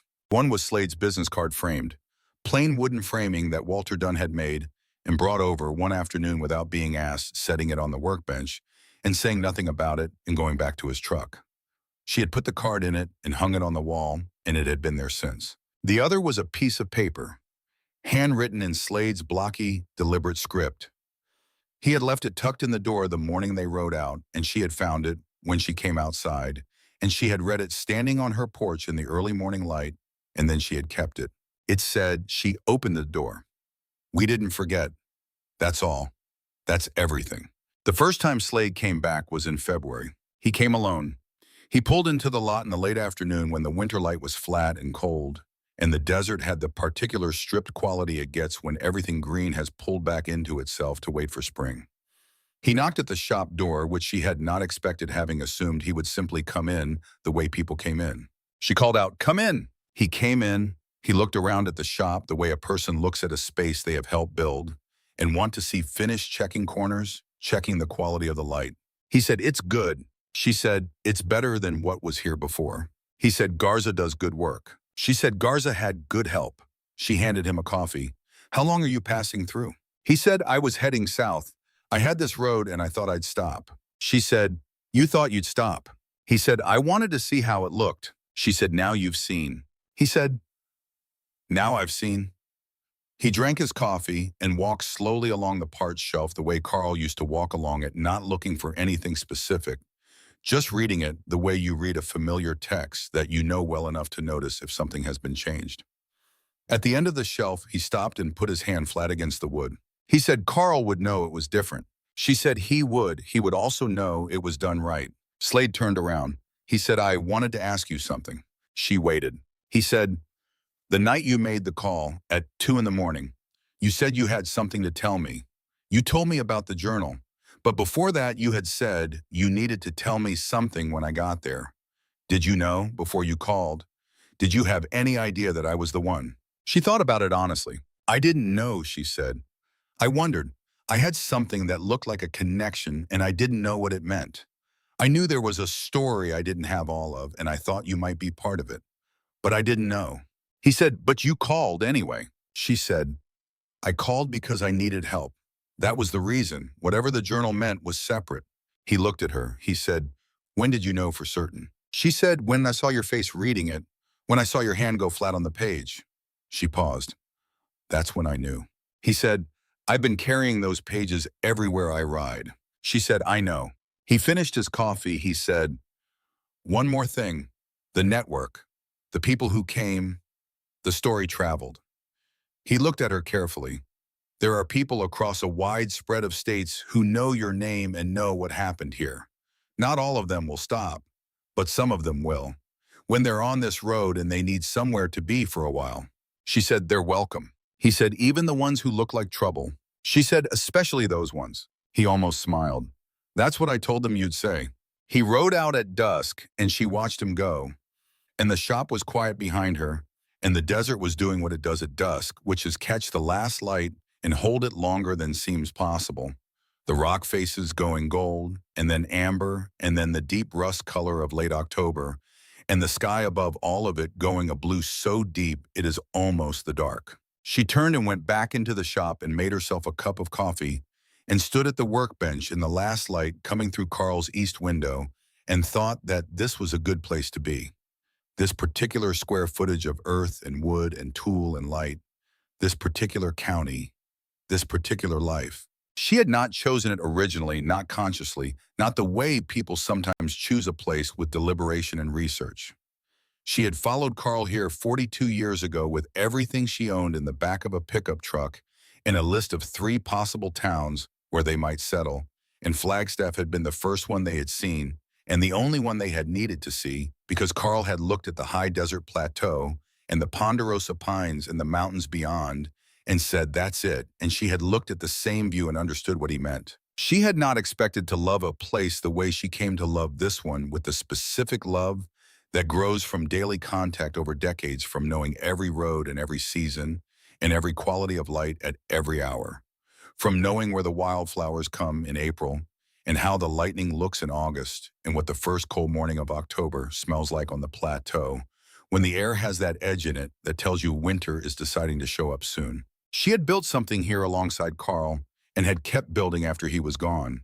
She had fought for it when it was threatened and had won, and the winning had cost her Carl's shop, but had given her something she had not anticipated, a sense of the ground under her feet that was more solid now than it had ever been, because she had tested it completely and it had held. That was the thing about testing. You did not know the strength of what you had built until something tested it. Carl had known this. He had built to the standard, not the minimum, precisely because the standard was what held when the minimum failed. He had built the original shop with the confidence of a man who expected it to be tested by time and use and the ordinary demands of doing serious work inside a structure for decades. And he had been right that it would last, and he had been right that what mattered was getting it right the first time. She had rebuilt it with 500 people who had come because she had once treated 7 strangers decently in a rainstorm, and the new version was stronger than the original in every measurable way, and she had driven the first nail into it herself, 2 clean strikes the way Carl had taught her, and 500 people had clapped. She thought sometimes about what it would have meant to Carl to know that had happened. Not the 500 people specifically, though he would have been astonished by that, but the principle of it, the fact that an act of ordinary decency had traveled through time and road and come back when it was needed. He had believed that was how it worked. He had believed it without evidence on the scale she now had, but he had believed it. "You give it outward," he had said once, sitting at the kitchen table with his coffee in the morning, talking about a neighbor they had helped through a difficult year. "You give it outward and trust it circulates. It doesn't always come back to you, but it comes back somewhere." She had believed him because he was usually right about things that mattered. She believed him more now. On the first Wednesday of every month, Agnes Cobb came by, and they had coffee together at the picnic table if the weather allowed, which in Arizona it usually did. Agnes was 81 now and had slightly less to say than she used to, which had always been not much, but her presence was unchanged, and her opinion of Dorothy's coffee was unchanged, which was that it was the best in northern Arizona. Walter Dunn came by most Tuesdays with parts, or food, or simply himself, which was sufficient. He and Dorothy had the kind of friendship that Carl had always said was the best kind, the kind where you do not need to perform your regard for each other, because it is simply understood and has been for long enough that the understanding itself is the relationship. Stretch sent texts, occasionally brief messages, from a young man who was not naturally a writer, but who wanted to make contact. A photograph of a flat tire he had helped with in Oklahoma, a note that said, "Woman in Nevada changed her oil, told her to pay it forward." She replied to each one with acknowledgement and nothing more, because what these messages were was not questions requiring answers, but reports, the kind you send when someone has trusted you with something and you want them to know you are still carrying it.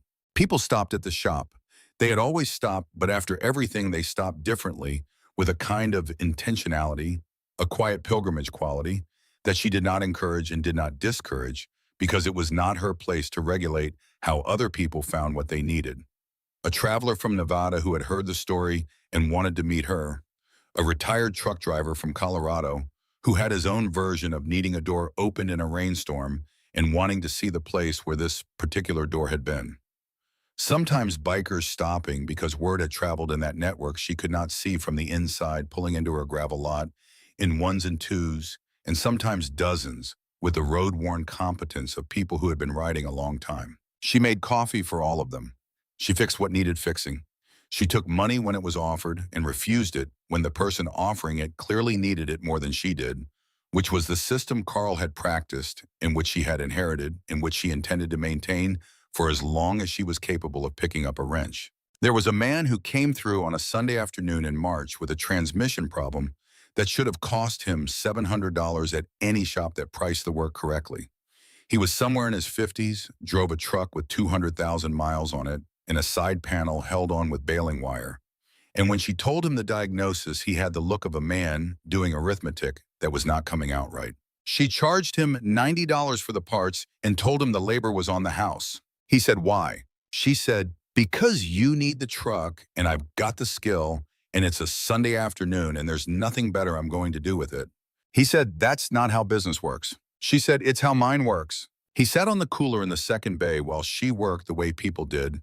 And after a while, he said, "I heard about what happened to your shop. I was over near Prescott when it was in the news. Somebody burned it." She said, "Yes." He said, "And then a bunch of motorcycle people came." She said, 512. He was quiet for a moment. Then he said, "Why'd they do that?" She thought about how to answer that. She said, "Because I helped 7 of them once when they needed it. And because people who have been shut out a lot in their lives tend to remember the times when someone opened a door for them." He said, "Huh." He sat with that for a while. Then he said, "I've been shut out a time or two." She said, "Most people have." He said, "I never thought about it as something that could go the other direction." She said, "It always can." He left with a working truck and what she estimated to be something to think about, which she counted as a reasonable Sunday afternoon. She thought about that conversation for days afterward. She thought about the man saying, "I never thought about it as something that could go the other direction." And she thought about how many people in how many places were carrying that same assumption. The assumption that the exchange ran one way, that the closed doors were permanent, that the people behind them had made their final decision, and there was no appealing it. She thought about what it would mean if that assumption were not true. If it turned out that the door could be open not just by the person behind it, but by the person standing in front of it. If it turned out that sometimes showing up was the act that made the opening possible, not because you had forced anything, but simply because your presence had demonstrated that opening was an option, that the world did not have to work the way it had been working. She thought that was what had happened in her shop that night. 7 men who had been taught by 100 locked doors that a certain kind of response was what to expect had walked into her lot because they had mechanical trouble and had nowhere else to go, and she had made coffee and worked through the night and refused to take money, and whatever they had been prepared for it had not been that, and the not being prepared for it had done something. She did not flatter herself that she had changed anything large. 7 men was 7 men. 512 motorcycles had arrived in her lot because of a network built over years and across miles by people who had their own reasons and their own histories and their own accounts to settle with a world that had been in the habit of keeping its doors locked. But she had opened hers, and that had been the start of it. The thing about kindness, she had learned, was that it was not a finite resource.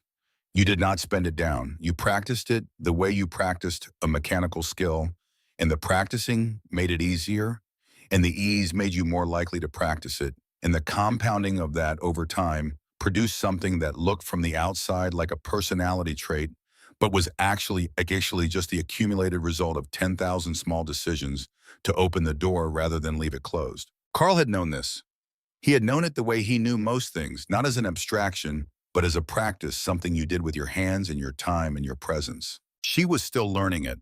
She expected she would be learning it for the rest of her life, which seemed to her like a reasonable way to spend whatever remained of it. Slade came through again in June, and then the following October, almost exactly a year after the night he had first pulled into her lot in the rain.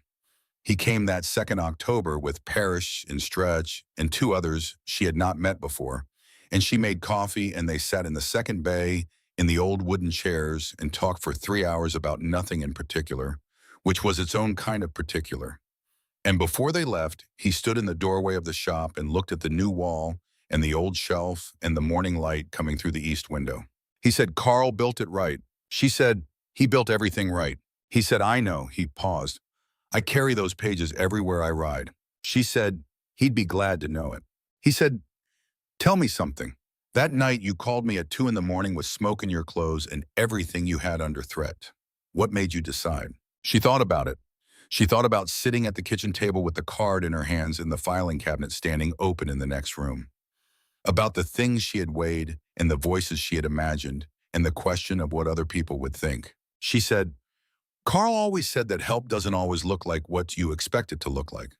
He said the worst thing you can do is refuse it because It arrived in the wrong packaging. She paused. I thought about the packaging, she said. And then I put the packaging aside and I thought about the people inside it. And then I called. Slade nodded, the nod that meant he was taking something in. He said, good. He rode away down the road and she stood in her lot and listened to the sound of the engines fading into the desert. And then there was the ordinary silence of October in northern Arizona. The birds along the fence line, the wind in the ponderosa pines, the distant sound of the highway. She stood there for a moment, just standing.